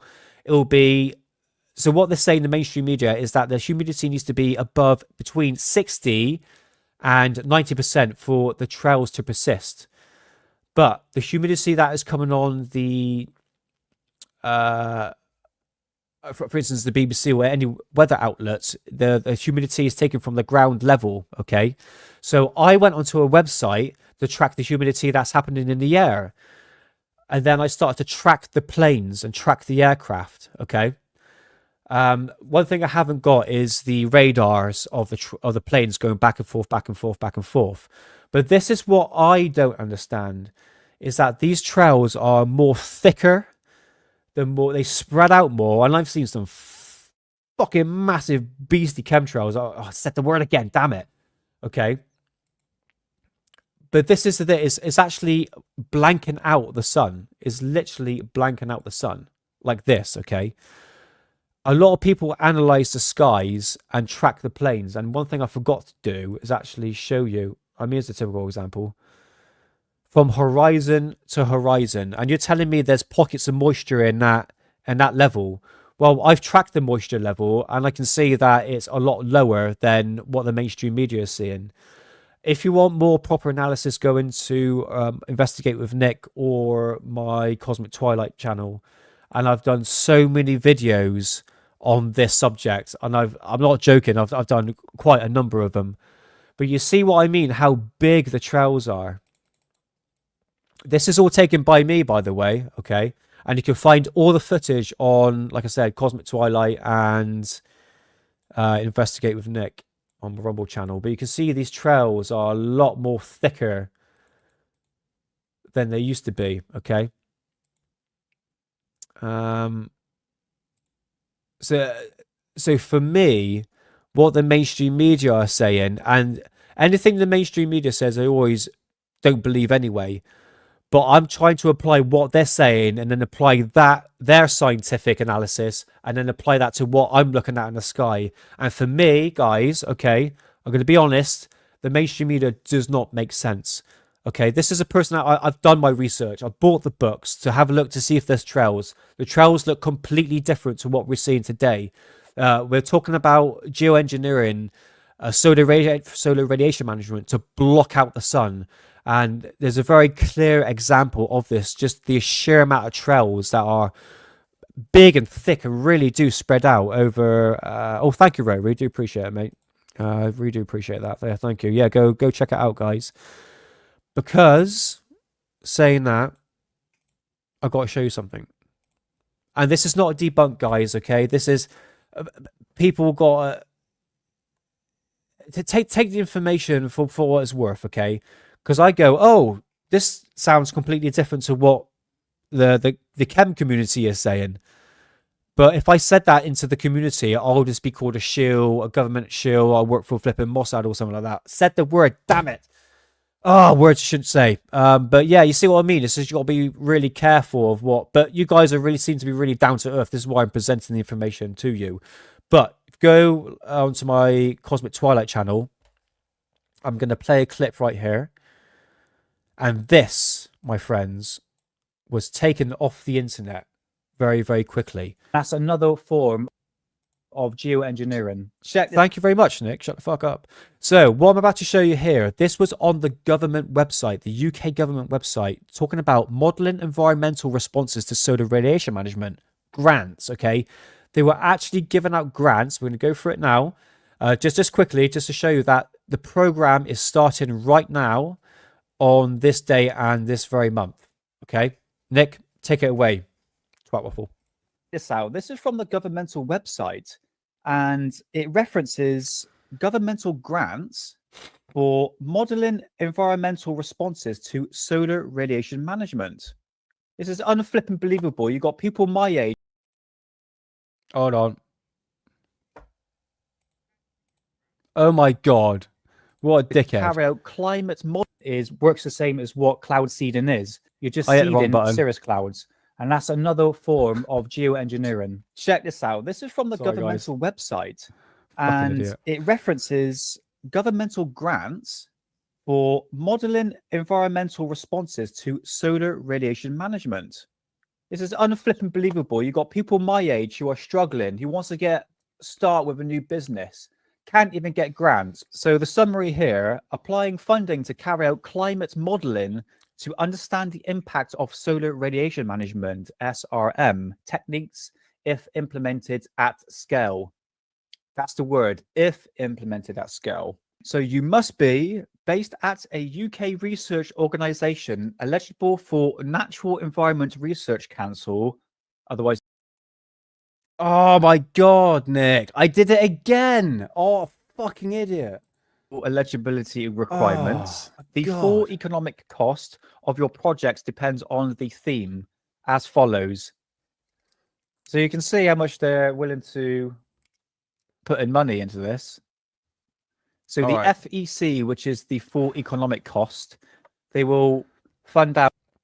Okay, basically, as I'm rambling on, basically, as you can see here, there is 4 programs that are going to take place from the beginning of April of 2025, and there's 4 programs that are going to be funded for 54 months, which I believe is like 5 years. Okay, and the 80% of this fund is from the Natural Environment Research Council. Okay, within 2 days of me making this video, which by the way wasn't even publicized at all. This has got what? How many views has got this on YouTube? 35 views. And no one talked about this. No one knows about this, okay? So this is what I want to show you today, because keep your eyes to the skies. You know what I mean? About 80% of that project. So 4 projects will be funded up to in the beginning of April of 2025. Yeah, okay. All right. See what I mean, guys, okay? See what I mean. Oh, we've got here. If you want a deep dive, read this. Okay, man. Yeah, go check it out. I'm gonna grab that and I'll put that in there like that. All right, Rory. Cheers, brother. So yeah, guys. Okay, let's not talk about chems anymore. Okay, this is the level of research that I do. Not becoming across like a snobby prick or anything like that, but my level of research, I'm old school. I like reading books. I like reading like old magazines going back in the day. Not saying that internet research isn't research, because it is. But what I have found out is where we're getting the information from various social media sites. It tends to twist things and exaggerate things, and it's necessarily not the truth. So I say something that is not in the norm to the conspiracy realm, and it might be something completely different, but they'll take offense by that. Do you know what I mean? It's just that people are very on edge now, so you have to be really careful on what you say, especially when it comes to chems and that community, the chem community. Flipping hell, they are like the worst people. I am not joking. They are like very, very aggressive, angry. It's my way or the highway. It's like, no, let's just like look at this. You know what I mean? If I showed pictures from the trails back years ago to the chem community, it'd be like a pack of hyenas on me, honestly. Face fucking me, telling me that I'm wrong. Do you know what I mean? This is sort of the level that we're at the moment. So, our chems, my overall conclusion, as my journey through looking up into the sky on a very daily basis, what can I say? Are chems real? Yes. It's been going on for a long period of time. Are they actually blocking out the sun on certain days? For instance, this week it has been beautiful weather. In fact, the only day where it was a bit chemmy was in the morning, I believe, sometime last week. But all in all, it's been, I don't know where it is for you guys, everywhere else in England. It's been absolutely fantastic, proper spring weather, and it's supposed to be that next week. But the days where you do get the massive trails, I have to admit, I do get quite excited. I don't know. I like look up in the sky, I like analyze the sky. You know, I being a gardener, you get the opportunity to actually be outside. It's fantastic, and I'm not going to be one of the ones that are paranoid because see a bunch of trails in the sky. I've got to make a living somehow. You know what I mean? It's not just me, isn't it? You know, there's other billions of people that isn't it. Do you know what I mean? So this is it. I see the trails in the morning, and I say to myself, right, is it going to block out the sun? How many trails persist throughout the day? And it's each year's different. So I'm going to see what happens this spring, this summer. Now we've got the program started. So time will tell. Hang on.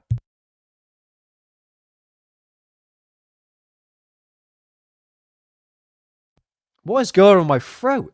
It's terrible. All those bloody chems, isn't it? Oh, God. All right. Okay. So You want to talk about retardation? I'm not joking. Retardation to the highest level. I keep on hearing on Chemtrail Facebook page.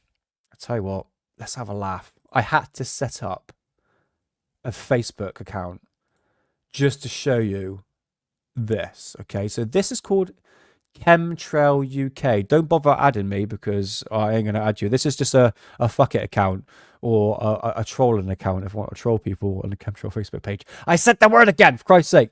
So I go through this and you start to notice. Hold on, what am I doing? There we go. There we go. People posting pictures of clouds and trails. Yeah, okay, we got like there'd be like a bunch of trails in the sky and stuff like that. Sure. But then you get, I mean, for instance, this. Can you guys see that? Right, fantastic. Okay. I'll show a picture of that because I took the same thing. Now, that's nothing to do with, you know, chems because I can't see any chems in the sky. Do you know what I mean? Let's have a little look. Yeah, if you want to bore yourself to death like that, this is what I mean. Like horizon to horizon. The mainstream explanation don't really want to talk about that. No, it's actually wrong. Do apologize. But yeah, what I found out on this page, Chem UK, it's the white vinegar. I have actually done a video on white vinegar, and it can actually get rid of chems in the sky. So this is what you got to do. You need to get white vinegar. Okay, get white vinegar, and you get a dish. And if you stick a candle in it and you just light the candle and you leave the dishes in your garden, it will actually get rid of the clouds for you. I'm not joking.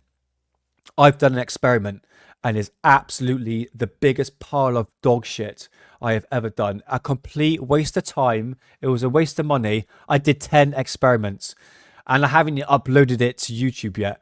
Honestly, I'm not joking. So there is a conspiracy to say that if you actually burn or use the vapors of white vinegar, it can actually go up 35,000 feet up into the atmosphere like a flipping laser heart beam and actually get rid of the trails in the sky. I am not joking. This is the level of retardation I have to deal with. You see what I'm dealing with here? It's so stupid. You're telling me that a dish is going to evaporate clouds that are 35,000 feet up in the air?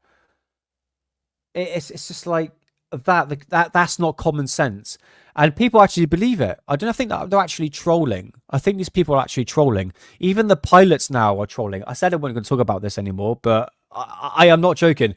You see pilots having like, it was like Chem something organization, and there's a pilot holding his badge up, and it'll be on like the chemtrail. Fuck, I'm just going to say it now. Chemtrail Facebook page, and people go and see. I'm telling you, see. The pilots are admitting it. It's like they're clearly trolling you. They are clearly taking the piss. There was one plane, it was a Cessna plane, and there was a video of a guy, he climbs on top of the plane, and he goes to where they fill up the fuel. And do you know what it said? It said, use chemtrail fuel only. I mean, literally, it is done to take the piss out the community. The pilots are having a laugh. I've asked pilots about these trails and about chemtrails, and they always say it's a load of bloody nonsense. But again, they're not part of the program. They're commercial airlines, so they won't really know. But I have seen videos of a lady going into I believe there's an airport in America, and she actually tracked the plane that was going like a zigzag, because you can see it. If you go on flight 24, the days where it's really, really heavy, you can actually see the plane go like a zigzag. And that's one thing I bloody forgot to put on here. And it's true, you can actually track them. And a lady actually tracked the plane back to the airport, meets the pilot and saying, why are you spraying this crap in the atmosphere? And he goes, well, I'm not the person to speak to about that. And it's almost like he knew about it. Okay, so there is something going on. I know everything I said today might be you're a bit of a skeptic, but it's like, no, if you hear my overall conclusion, there is definitely something going on with the skies. So Mysterion, brother, how's it going, man? How's it going? So yeah, let's move away from that. But you understand my level of research that I do. I'm talking about a level of experience. Do you want to see my gardening work? Go on. I know you want to. Right, check this out. I'm very well known in Bath to be a rose pruner and an edge cutter. Look, check this out. I actually cut this down about 5 years ago. That is like banging. Look how straight that is. This is all me, man. I'm actually going there tomorrow. God, they're rich. Massive house. Look. Guys, look, come on. Look how straight that hedge is. Tidy bushes, mate. I can certainly do. May not bang your wife when you're out at work. Woo! Oh, I didn't say that. Look, that is Oh, mate. You have to admit, guys. Look, I'm not tooting my own horn, but that is pretty banging. Well worth the money. I did that before COVID, actually. That was during COVID. Cleared all that. So I'm a proper bushwhacker, mate. If you want your bushes sorted, that's it. Bush trimmer. Trimmed bush. Yeah, man. Oh, I love gardening. Especially at the moment, where the sun's been really nice. I've been sorting out my garden. I grow like 500 like runner beans. I'll show you the progress I'll be doing later on in the year. I love it, man. I just when the sun's out, it's just get a good feeling. You know what I mean? Proper bushwhacker. Got one of those, definitely. But I got my throat. Terrible. It's Mo Day today. Yeah, it certainly was for me, mate. Gotta get the Briggs and Stratton out. Yes, bro. I'm more of a John Deere sort of guy. They're a tractor for him. But yeah, man, the grass is growing. You can see the spring flowers are up, and it just brings warmth to my heart. It's really nice to see. We had such a crap winter, and everyone confirmed, in fact, all around the world, it's been like that grey sky just absolutely pierced the landscape, and it lasted for months and months and months. I'm not joking. Till like since October to about last week, we just had that constant grey skies. So depressing. So when I see it like it is at the moment, make the most of it, guys. But yeah, do a bit of gardening, because I take good pleasure of germinating something from seed and then grow into something absolutely massive. And it's just a process of actually seeing it grow. I get great pleasure out of it. And you get organic fruit and veg. But I was watering my plants the other day, and I was going, you don't know what they're spraying up in the sky. Obviously, aluminium, barium. I should have mentioned that with the chems in the skies. There's a chemical concoction. We can talk about it next week if you want to. And with that being rained down, that goes into my water butt. A water butt, for those in America, that's where I collect all my water. It's a big tub. It goes from the drain into my water butt, and I use that water to water the plants. So I noticed that rainwater works better if you're using tap water. Now, tap water, fluoride, they put antidepressants in there. They put stuff to make you dumb. Well, fluoride is one of those things. But very much other concoctions of chemicals to make the public docile. That I use pretty much nearly every day during the hot season on my plants. That is going to get soaked up into my plant. And the produce that I'm going to eat, the runner beans or tomatoes, might have that chemicals in it. Do you know what I mean? Because whatever the roots are going to absorb is going to be whatever is actually in that water. So I can't rely on rainwater, because it takes a hard job to do. To take a bucket, rather just like spray it. So it's a tricky one, man. It's such a tricky one what to do. But water from the tap seems to be okay. I haven't had any problems. So, but yeah, make the most of it, man. It's been beautiful weather, and hopefully I have a good summer. Hopefully. I've rambled on so much bullshit. Should we go on some like UFOs? Let's get some UFOs on the go. Let's bring up Twitter. And let's bring back to Alien Addict. Main topics. Right, let's go to the top. What have we got here? What have we got? Yeah, okay. Let's just go through this first. So this is a pattern you can find on Google, 3D graphite oxide nanoparticles for cloud seeding patterns, and you can find this on Google if you type that code in there, and you can actually see the graphite which is in the jibby jabbies that were applied to people about 5 years ago. And yeah, you can see there actually there's one thing I have noticed with my camera. You do get these black blobs. Yes, in some occasions you get these like black bits that are over the camera. One can say pollution. In fact, I could get a magnet and see if it actually sticks to it. So the idea that they're spraying graphite or graphene into the atmosphere, I got the patterns right here. So whether or not actually doing it, this is the other thing. What else we got here? Okay, this is the other thing I keep hearing, right? Talking about chems again. Right, it's this. Little clouds right here, look. I don't remember seeing these when I was a kid, so a lot of people say these clouds are caused by frequencies of some sort, but I'm not really sure what they mean about those frequencies. If somebody in the comments could kindly explain so everybody could understand, because look at all these. It's like, I mean, yeah, but they look spooky like music, ripples. Almost kind of like, yeah, kind of like sound waves, I guess.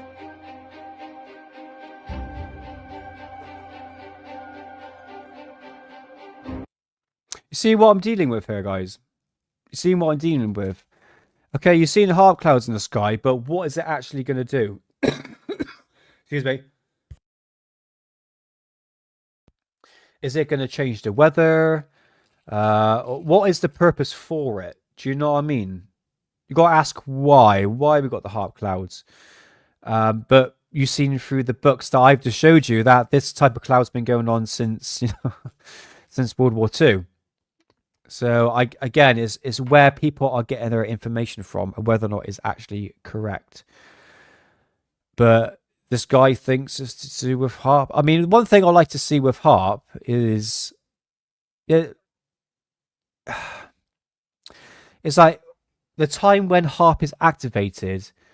How do we track the beams and what it actually does to the clouds? You know, where's that data? Do you know what I mean? It's just that. It's just asking the questions. But again, here we have trails in the sky. Let's move away from trails. It's getting boring now, to be honest with you. Russian military shot down UFO. Oh, hold on. Russian military shot down a UFO before they were attacked and killed by a surviving alien. It was fucking claimed to be declassified, say report. Am I going to read this? No, I'm not. Where the bit where it says the alien. It is stated that the testimony by the two soldiers who remained alive that after freeing themselves from the debris, the aliens came close together and then merged into one single object that requires a spherical in shape. Guys, I'm retarded. Civic, fucking hell, mate. It's basically like a ball of light. That's interesting. It merged into one single object that required a spherical ball. I don't fucking know. That object began to buzz and hiss sharply and then became bright, brilliant white. In a few seconds, the extremely bright light at the very instant, 23 soldiers who had watched the phenomena turned into stone poles. Sorry, I shouldn't laugh. Only 2 soldiers who stood into... I was thinking of dildos. The only 2 soldiers who stood in the shape were less exposed to the luminous explosion survivor. That's interesting. I wonder if that's actually real. Guys, do you think that's real? It's got the word earthling. I hadn't heard the word earthling in a while. Oh dear. The KGB reported goes on to say that the remains that the UFO and the petrified soldiers were transferred to a secret scientific research institute near Moscow. Scientists assume that the source of energy that is still unknown to Earthlings instantly changed the structure of the soldiers' living organisms, having transformed it into a substance. Oh, mate, that's it. Yeah, that's an interesting one, isn't it?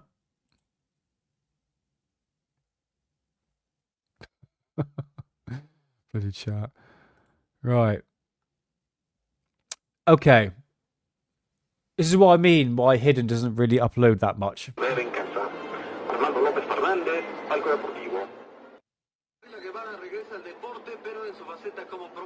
Right. What are we dealing with here? Chat? What are we dealing with here?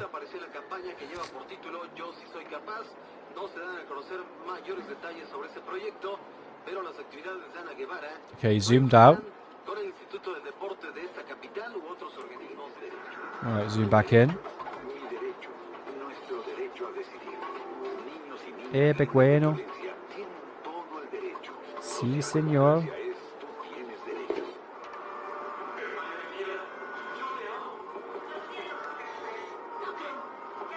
To me, that's going out of focus. There's clearly an object there. Bueno. Sí, señor. Yeah, that is so out of focus.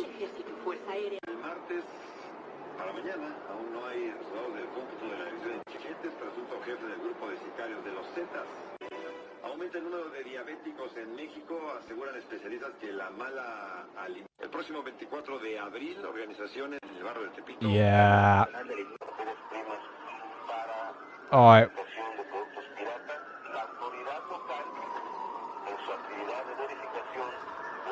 Yeah, it looks like the lens making that shape. I would agree, Saggy Paul. I would agree. Not that impressed. Oh, a little bit bigger. There we go.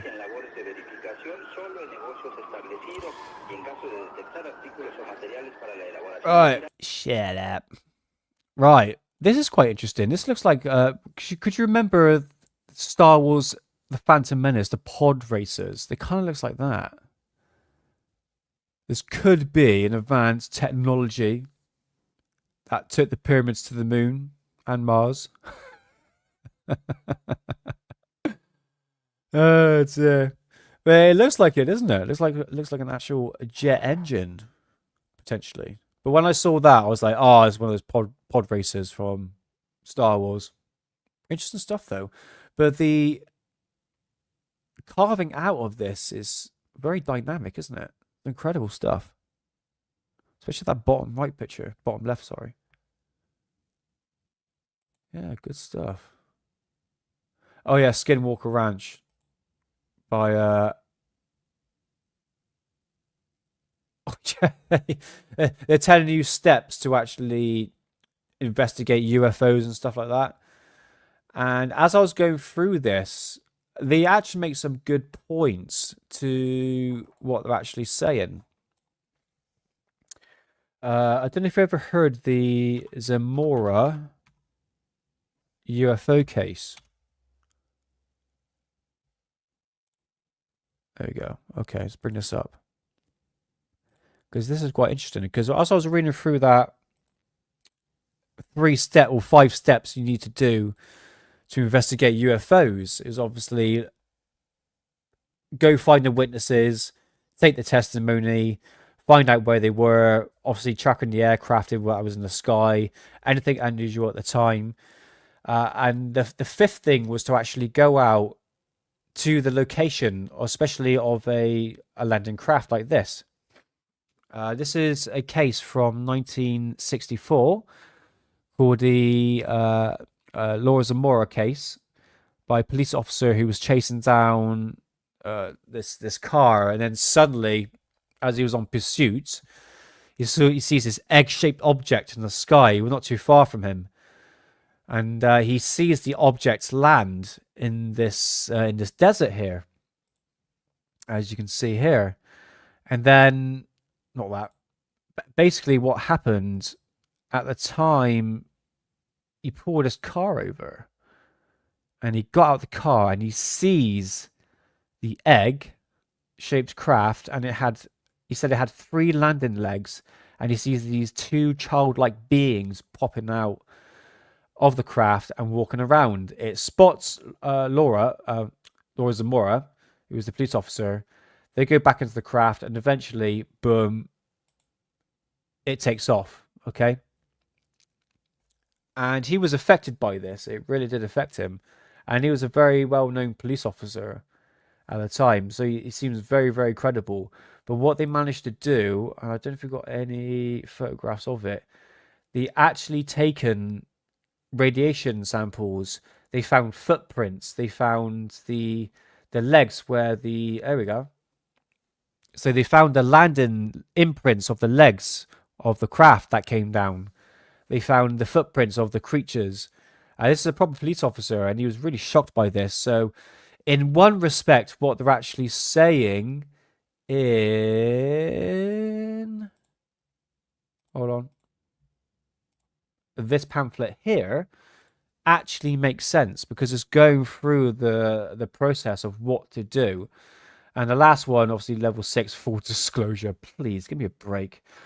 For a resolution of the apparent nature and... I'm not reading this crap. But you get the idea. It's just common sense. But Skinwalker Ranch, or the Soul Foundation, who put this crap out, made some good points. But, you know, it's just common sense at the end of the day.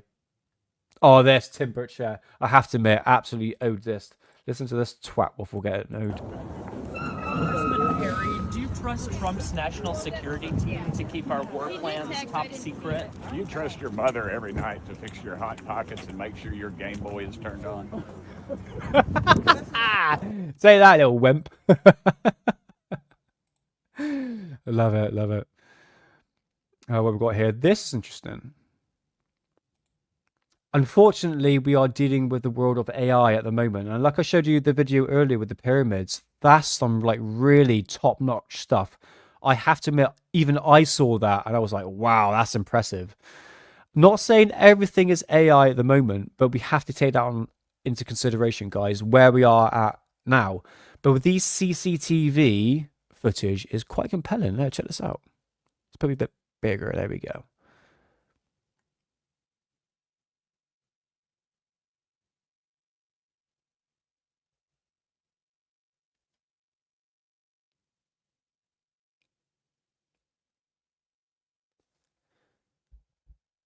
Expecting a reptilian to come out there.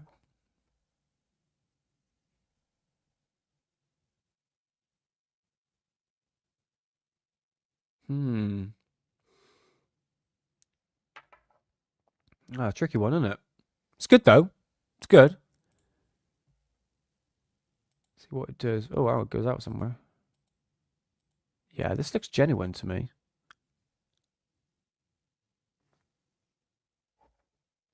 I don't understand these CCTV cameras and their footage. They always bloody crap for some odd reason.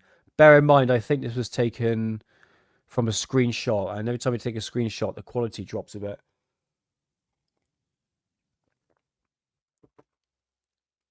Oh, there's something moving.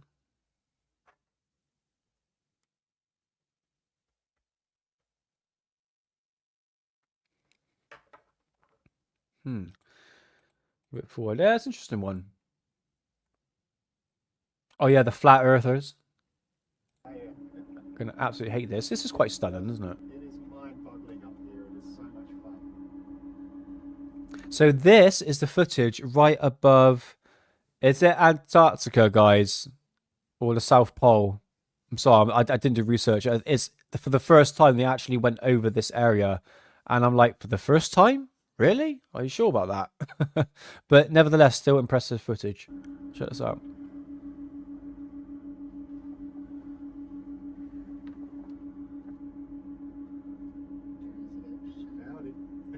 And they're traveling around about 5,000 miles an hour, if you can actually believe that. Hey, Matt. Hey, Jay. It's crazy up here. It's so much fun. It is just mind-blowing. So much better than I ever even expected. You got secrets too, mate. Let me show you. Let me show you a shop outside. Oh my God! Check this out.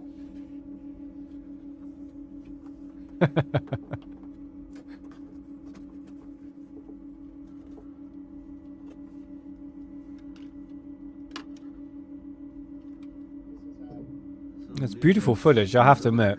That's stunning. I don't feel that's ice. Maybe just a cloud. It is just clouds. You can see it Yeah, here. but you say below that thin layer of cloud, maybe the ice cap.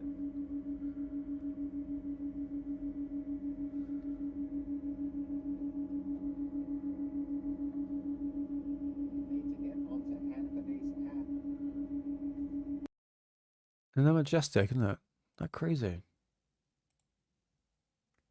You're right, celebrities.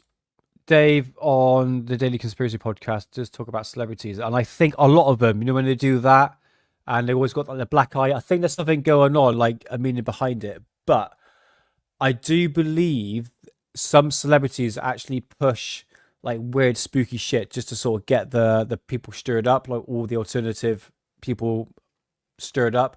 I remember seeing one interview with like Paul McCartney, and he sits down and he does that or something like that. I think he's just trying to piss our community off, so to speak. So this is some sort of Hollywood. I don't know who she is. I don't really care, to be honest with you. But she says dumb, stupid stuff like this. They did the Brighter Days memory erasure treatment to me, so I'm having trouble remembering the details. They're foggy because at the Brighter Days clinic they do the memory erasure, you know? What? The memory erasure. They erase my memories. It's a little foggy. They did. So, personally, myself, I think they're actually doing that to actually just to take the piss. You know what I mean? Narcissistic, demonic, and possession. Yeah, these people mostly are, mate. To be honest with you, and there's one thing I love to do. At some point, I was supposed to do that a few live streams ago. Was to do. Yeah, I would agree with that. Green tea. Do you reckon, Moody?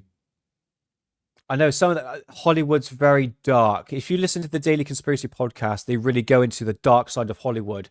Like for me, I would love to do a show on the music, the satanic influence on the music industry and all the symbolisms behind it. That is so interesting, and like, especially for instance, like for me, I'm a drummer. I went to music college and everything like that, so music has always been in my blood.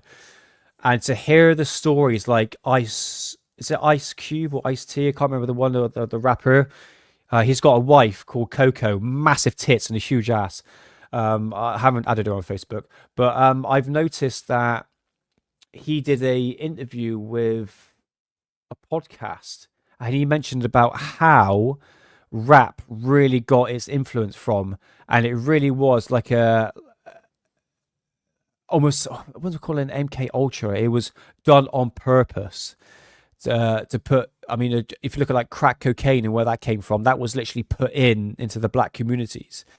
It was put into like places like Detroit, and the rap music behind it is always about gangster, drugs, guns and murder. That was done on purpose by the music industry, which just so happened to be a Rockefeller Records, which is, if you really look into it, it will be absolutely fascinating to the occultist science evidence fringe would say, the occult philosophy behind it.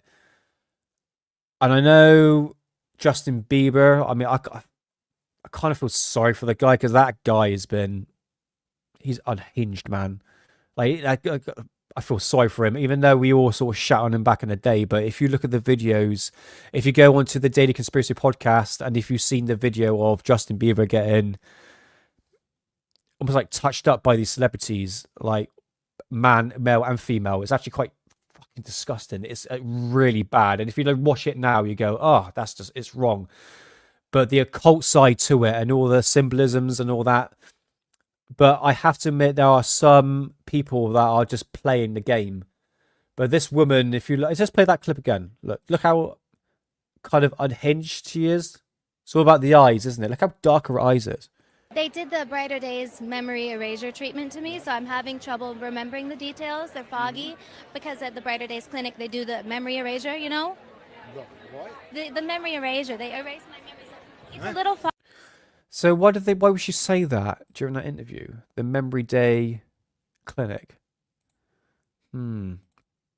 Maybe I could look into that. The Memory Day clinic.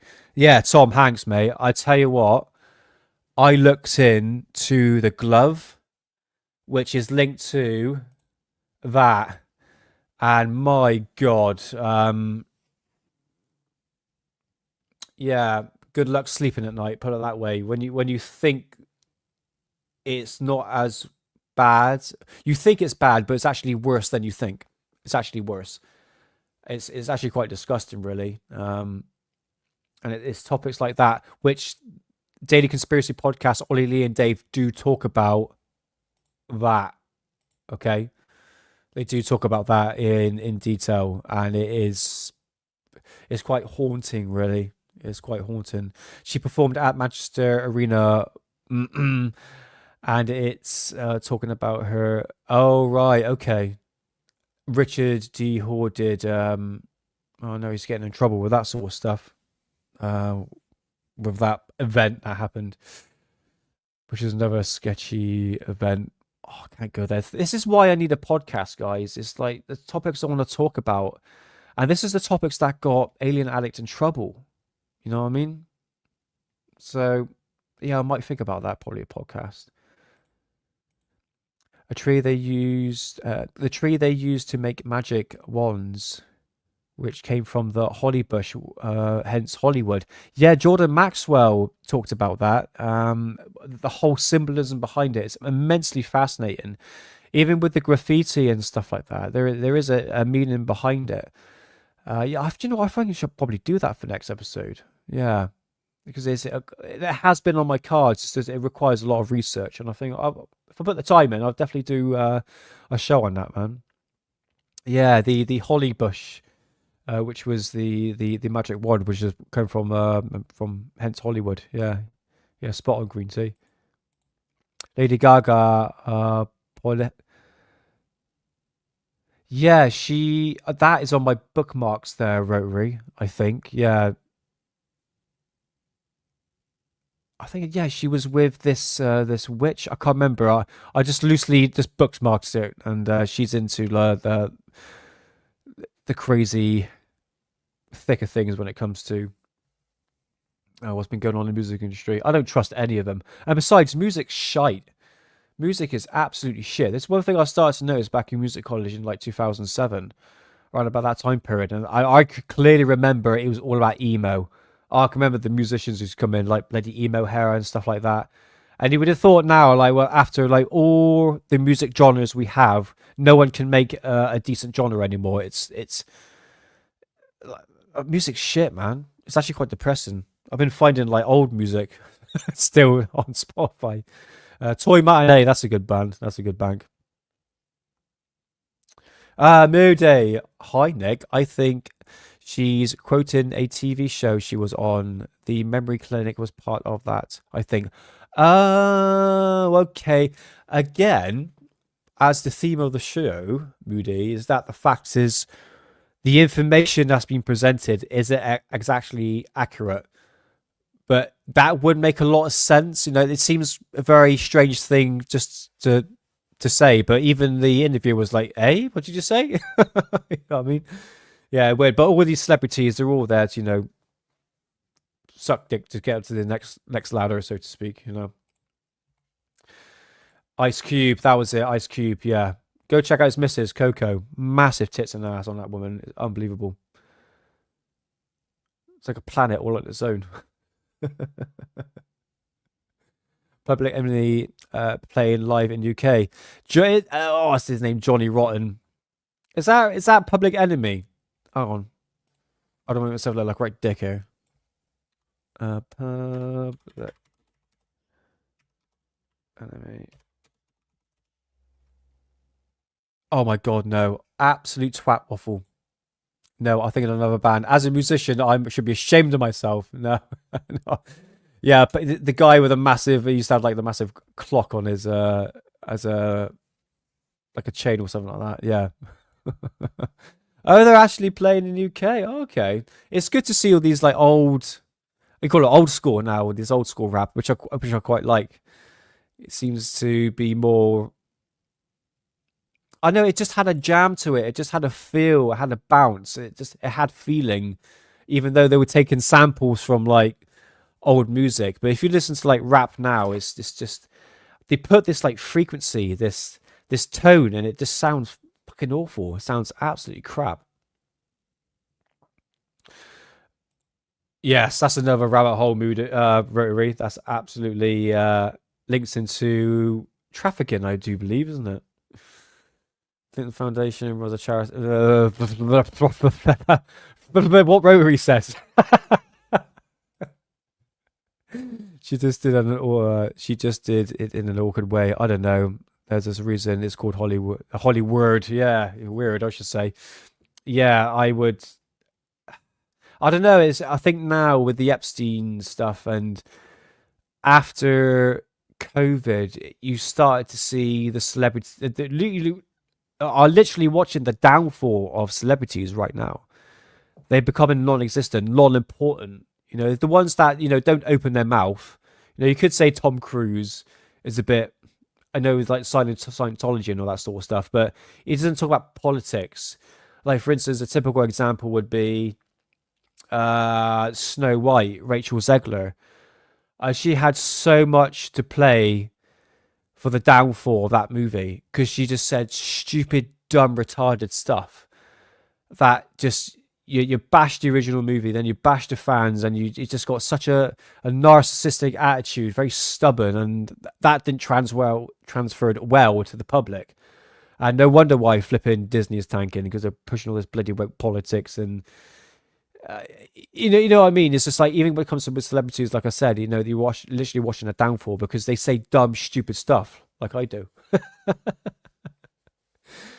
Oh man, I think it's I hate most rap. They took all these samples for free, true, but if anyone sampled their tunes they made from them, they sue. Yeah. What's the one called? Queen's bassline, Under Pressure, and with Vanilla Ice. Now, Vanilla Ice said, no, it's not the, you know, that bass line from Under Pressure from the bass player John Deacon from Queen. And then they took that bass line. It's exactly the same, but Vanilla Ice says, no, it's just two notes that are different. And it's like, no, it's exactly the same. And I don't believe they got any royalties or anything like that. In fact, if you look at like most music today, it's all flipping taken from years ago. There's this YouTube channel, I can't remember what it's called, but he actually goes through all the old music and to say, look, it's actually just been regurgitated, like even like little samples and stuff like that. But normally the music probably came from that record label, so they probably got permission or the rights to actually use that sample. Could you remember the song called Still My Sunshine back in 1999? Really popular song by, oh my god, Still My Sunshine, which was a band called Len, a Canadian band. And they took a sample from a song called More. You know that song, More. I can't remember the artist of it. There's a song called More that came out in the 70s. There's a sample, and that sample is exactly the same sample what was used for Still My Sunshine. So a lot of regurgitating stuff, especially in the 90s. That's what I could talk about music forever. But honestly, back in the 90s, you started to notice a lot of that electronic stuff started to come into fruition, and a lot of stealing as well when it comes to music. Southern rock, country are pretty great right now. Yeah, that's really popular apparently. Not much barely hear anything about in England. England is on the downfall on every single stretch of the imagination, entertainment, literally everything, music. Yeah, we suck at the moment.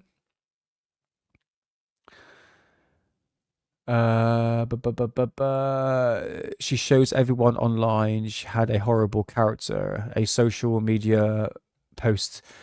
That is a good thing with the net. People like to like that expose themselves. Yeah, this is it. I think she's obviously talking about Rachel Zegler here.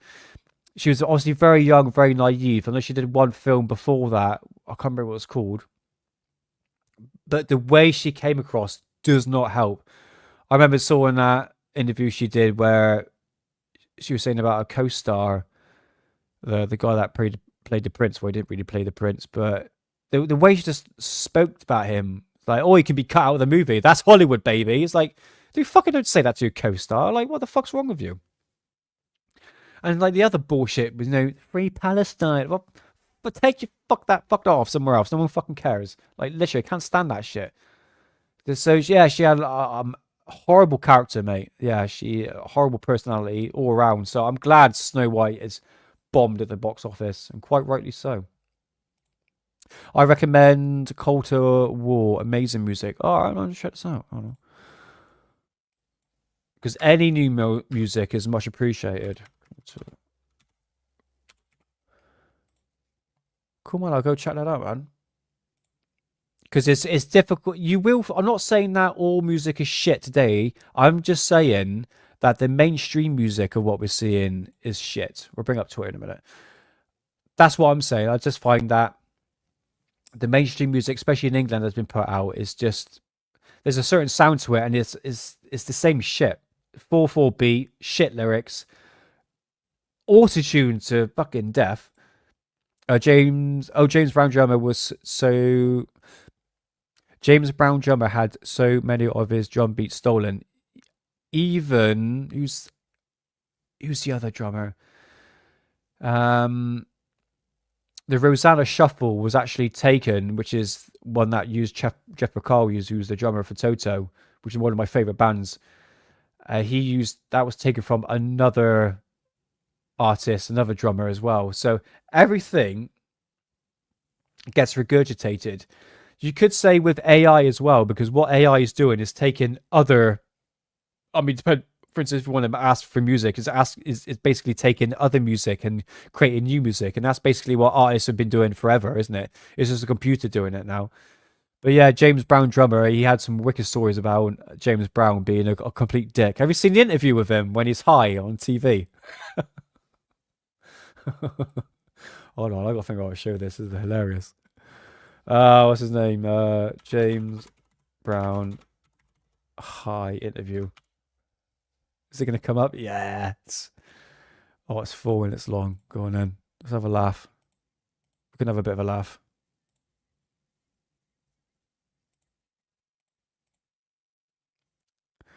Where are we to? There you go.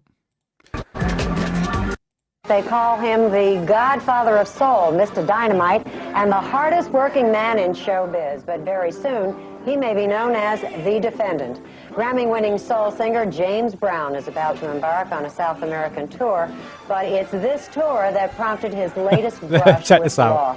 Brown says that he and his wife had an argument because she wasn't going on the tour with him. Adrian Brown and South Carolina police say that in the argument, it resulted, as a matter of fact, in Brown assaulting his wife with a lead pipe and firing a gun at a car that she was in.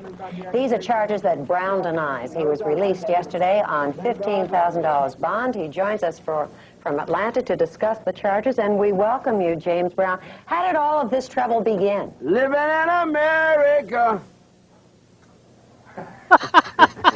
Nothing wrong.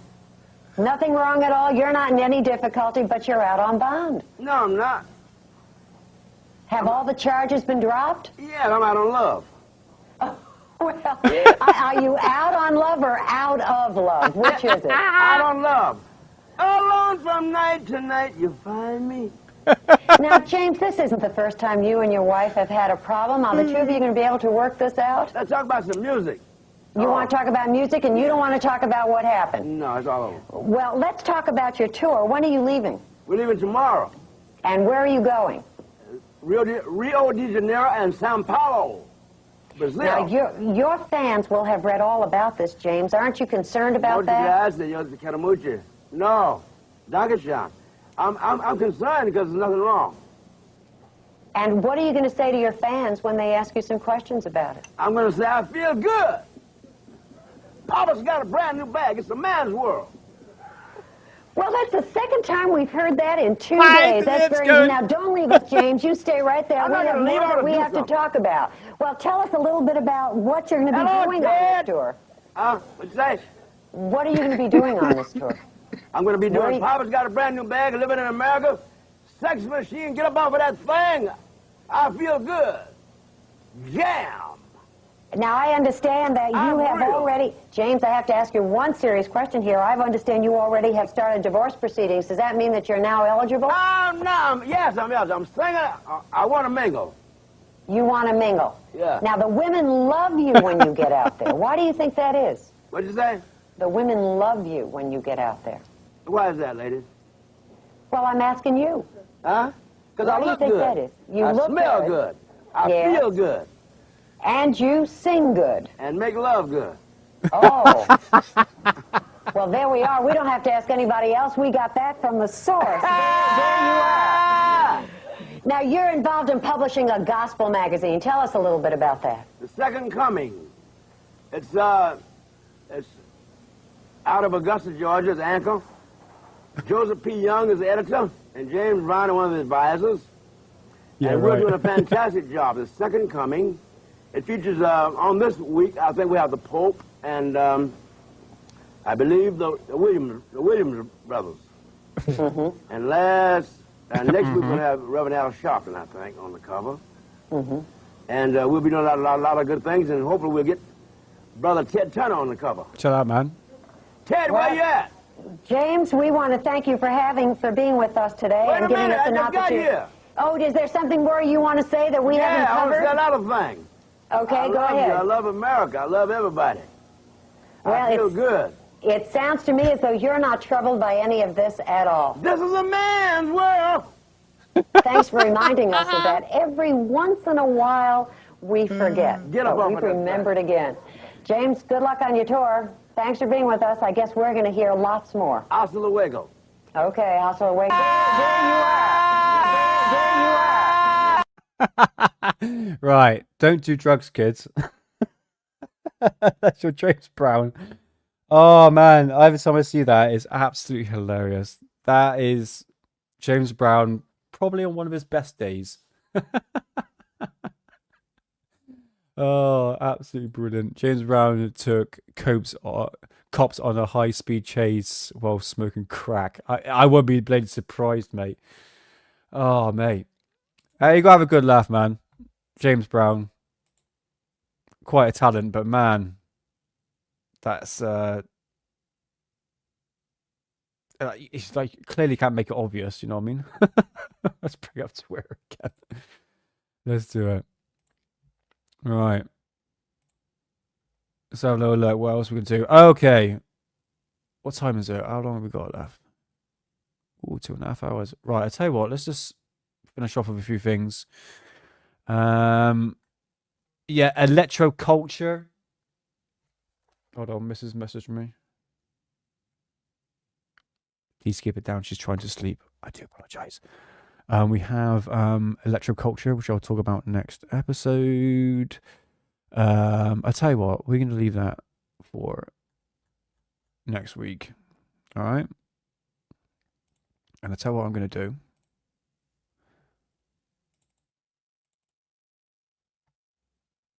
Bring out some ghosts. Okie dokie. Right.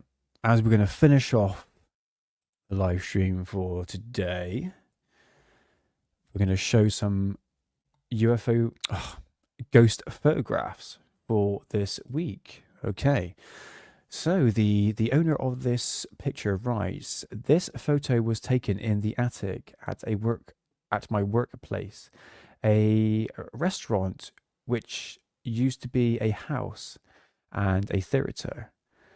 There are quite a few close encounters by staff with ghosts in the last 10 years, but now finally we have captured something on film.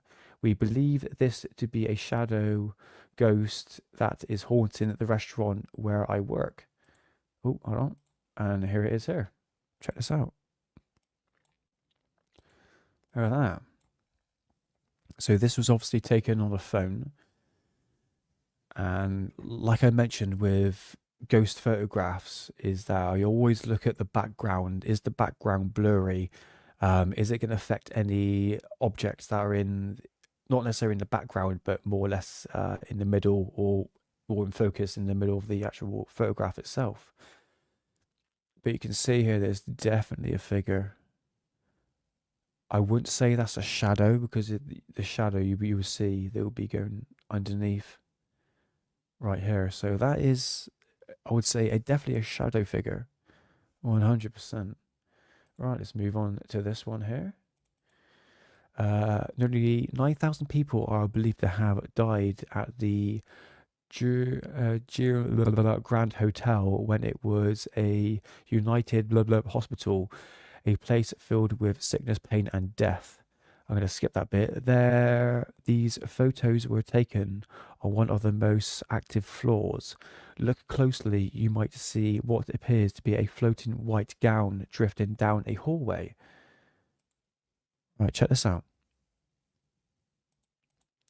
So these were a series of photographs that were taken on different occasions. Let's concentrate on this one here.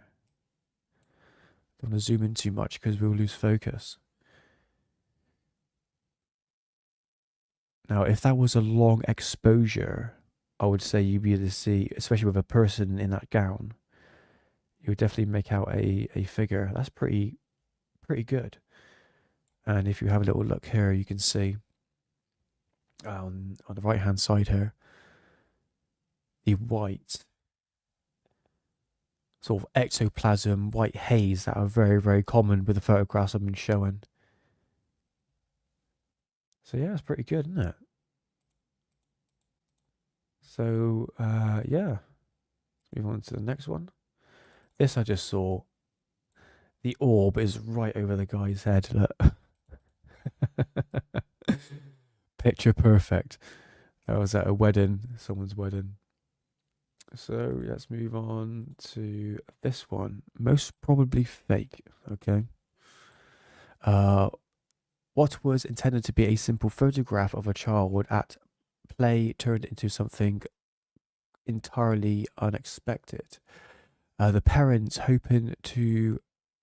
were hoping to capture a cheerful moment of their young son, were shocked to discover that what seems to be a female figure holding the child. Her face twisted as through she is shouting or screaming. Strangely, the figure was not visible when the photo was taken, making its appearance in the image all the more disturbing. The owner of the photo shares it with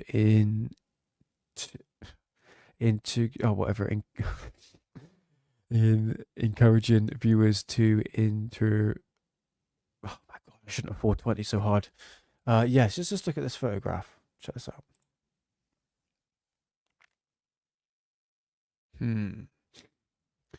It looks like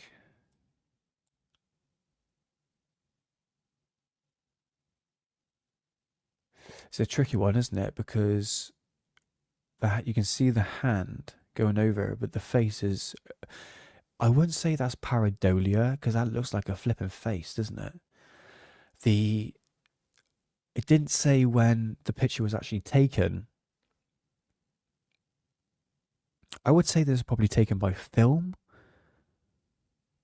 Yeah, it'd be good to see the date of that. I mean, the clothing, to be honest with you, I would say kind of looks a bit, probably late 80s, early 90s. Not too sure on that one. But nevertheless, double exposure, old type of film. Yeah, this is it, the double exposure. You have to take that in consideration. And this goes for the famous UFO sightings by Ed Warren and Lorraine Warren, which was called the Gulfbury sighting, which I'll touch upon that on the next episode. And that was using double exposure with a Polaroid camera. So these trickeries can be done. It's a very, very old technique. So yeah, you could put that on the cards there, Rotary. I would definitely say so, yeah. This is an interesting one. Check this out, look. Back in 2007, one man named Scott from Rockford, blah blah, told a site devoted to miracles. I was reading, blah, blah, blah, blah. Picture was taken the afternoon before my son was to have surgery. At the time of the picture being taken, prayers were being said for his safe recovery. The photo has been tested for 2 years by photograph professionals and churches, and has been found to be 1 in 100% real. My son is healthy and strong now, thanks to this most powerful saint of God. Here we go. Guys. Moody. Do you think I'll be a good reader? Do you think I'll be a good reader, mate? Mate, practice makes perfect. I could use AI, but that's me being lazy. Computer says no. Yeah. I don't know, dude. I don't know. It's too good to be true. No, I'm not a Christian person. I mean, that's your beliefs. That's absolutely you. I'm not going to demonize you unless you're into flat earth. That's a different thing. Yeah. Yeah. Pretty much. Now I'm looking at it properly. Yeah, I can see that is. I think that, ladies and gentlemen, is it. That is all the photographs I have on Ghost and the Paranormal. It's been a mixed bag today. I've been so busy and I didn't really want to concentrate too much on chemtrails and stuff like that. But the idea of this episode, guys, you understand the concept of where I do research. I've got to look at both sides of the story here, make a full perspective of what our community is saying and what the mainstream is saying. But more the mainstream, of course, the mainstream media, I don't believe them. But there is things that I just have to look at. It's just what I do. You know, I'm willing to listen to anybody's opinions on anything. And the trails in the sky, is an interesting phenomena. There is something going on. I think everyone should keep their eyes to the skies, and especially I think do more testing. I'd love to do testing, especially on the days when it's been really heavy, and especially like test the water. I think that's my next step, because I'd always try to step up, challenge what the mainstream narrative are saying, and then I apply what I've learned through my books and everything, and what our community is saying, and then apply that to the sky and try to make an overall conclusion, basically, and not stick it to an echo chamber. Do you know what I mean? You know, because I think a lot of people in the chem community really do that, and that seems to go for anyone in the conspiracy realm or alternative movement. So yeah, it's been a mixed bag, man. Yeah, thank you, mate. I do appreciate it. But in terms of, it's been great watching you, Nick, debunks. I didn't mean to be, you know, but the thing is, you're going to get honesty from me. You're not going to get bullshit claims. I'm not going to stick down one avenue. If there's a debunk video, I'm going to show it. I say, right, guys, just like the Coral Castle one. So look, actually, we've got 30 video footage of the guy actually lifting stones using a tripod technique. So it's like, okay, well, the narrative that I've been taught was something completely different.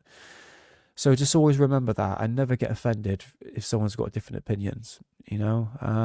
We're all in this community together. We all need to get along. We need less assholes in this world anyway, to be honest with you. And I don't want to be that guy, but you are going to get honesty and truth from me. If I smell bullshit, I'm going to call it out. And I know Rotary and any of you guys in the chat will do the same. DW, sorry, mate. I don't think I said hello to you. I do apologize, bruv. Thanks for being on the show. I 420 too hard. Talking about 420. Oh, thanks, Angus-type. Thank you, brother. This coming Wednesday, me and Hidden will be doing a live show on the Philadelphia experiment, and Hidden said he's going to smoke, so that's going to be awesome. So we're going to get 420 nice and hard, and we always have a good show with Hidden, always have a good laugh. So yeah, I think that is it, guys. Let's just go through the chat, and I do appreciate everyone being here as well. I tried to make it entertaining, but in terms of what S Hammer said earlier, I think the conversation in terms of UFOs, I will bring it up if something comes along, but it's just dead in the water. But again, I'm not ruling if anything, no, nothing big is going to happen. It might be like a very small drip due to this new administration, but this is just going out on a whim here, and I just don't think anything likely is going to happen. But time will tell. Let's go through the chat. John Strokes, thanks for being here, man. I do appreciate it. Science Evidence Fringe, Green Tea, Goldstopper, Rotary, Sheep Up Bob, Hangs Tight. Where we got Saggy Paw. Thanks for being here. Moody, DW, anyone else in chat, come say hello now on the call. Say goodbye. And, Mark G. I think that's it so far. So good. And yes, yeah, catch you next week for another live show. More debunking shows. Corbell's Cats. I thought I missed somebody. Thanks for being here. And everyone in chat, thanks for being here as well. It's much appreciated.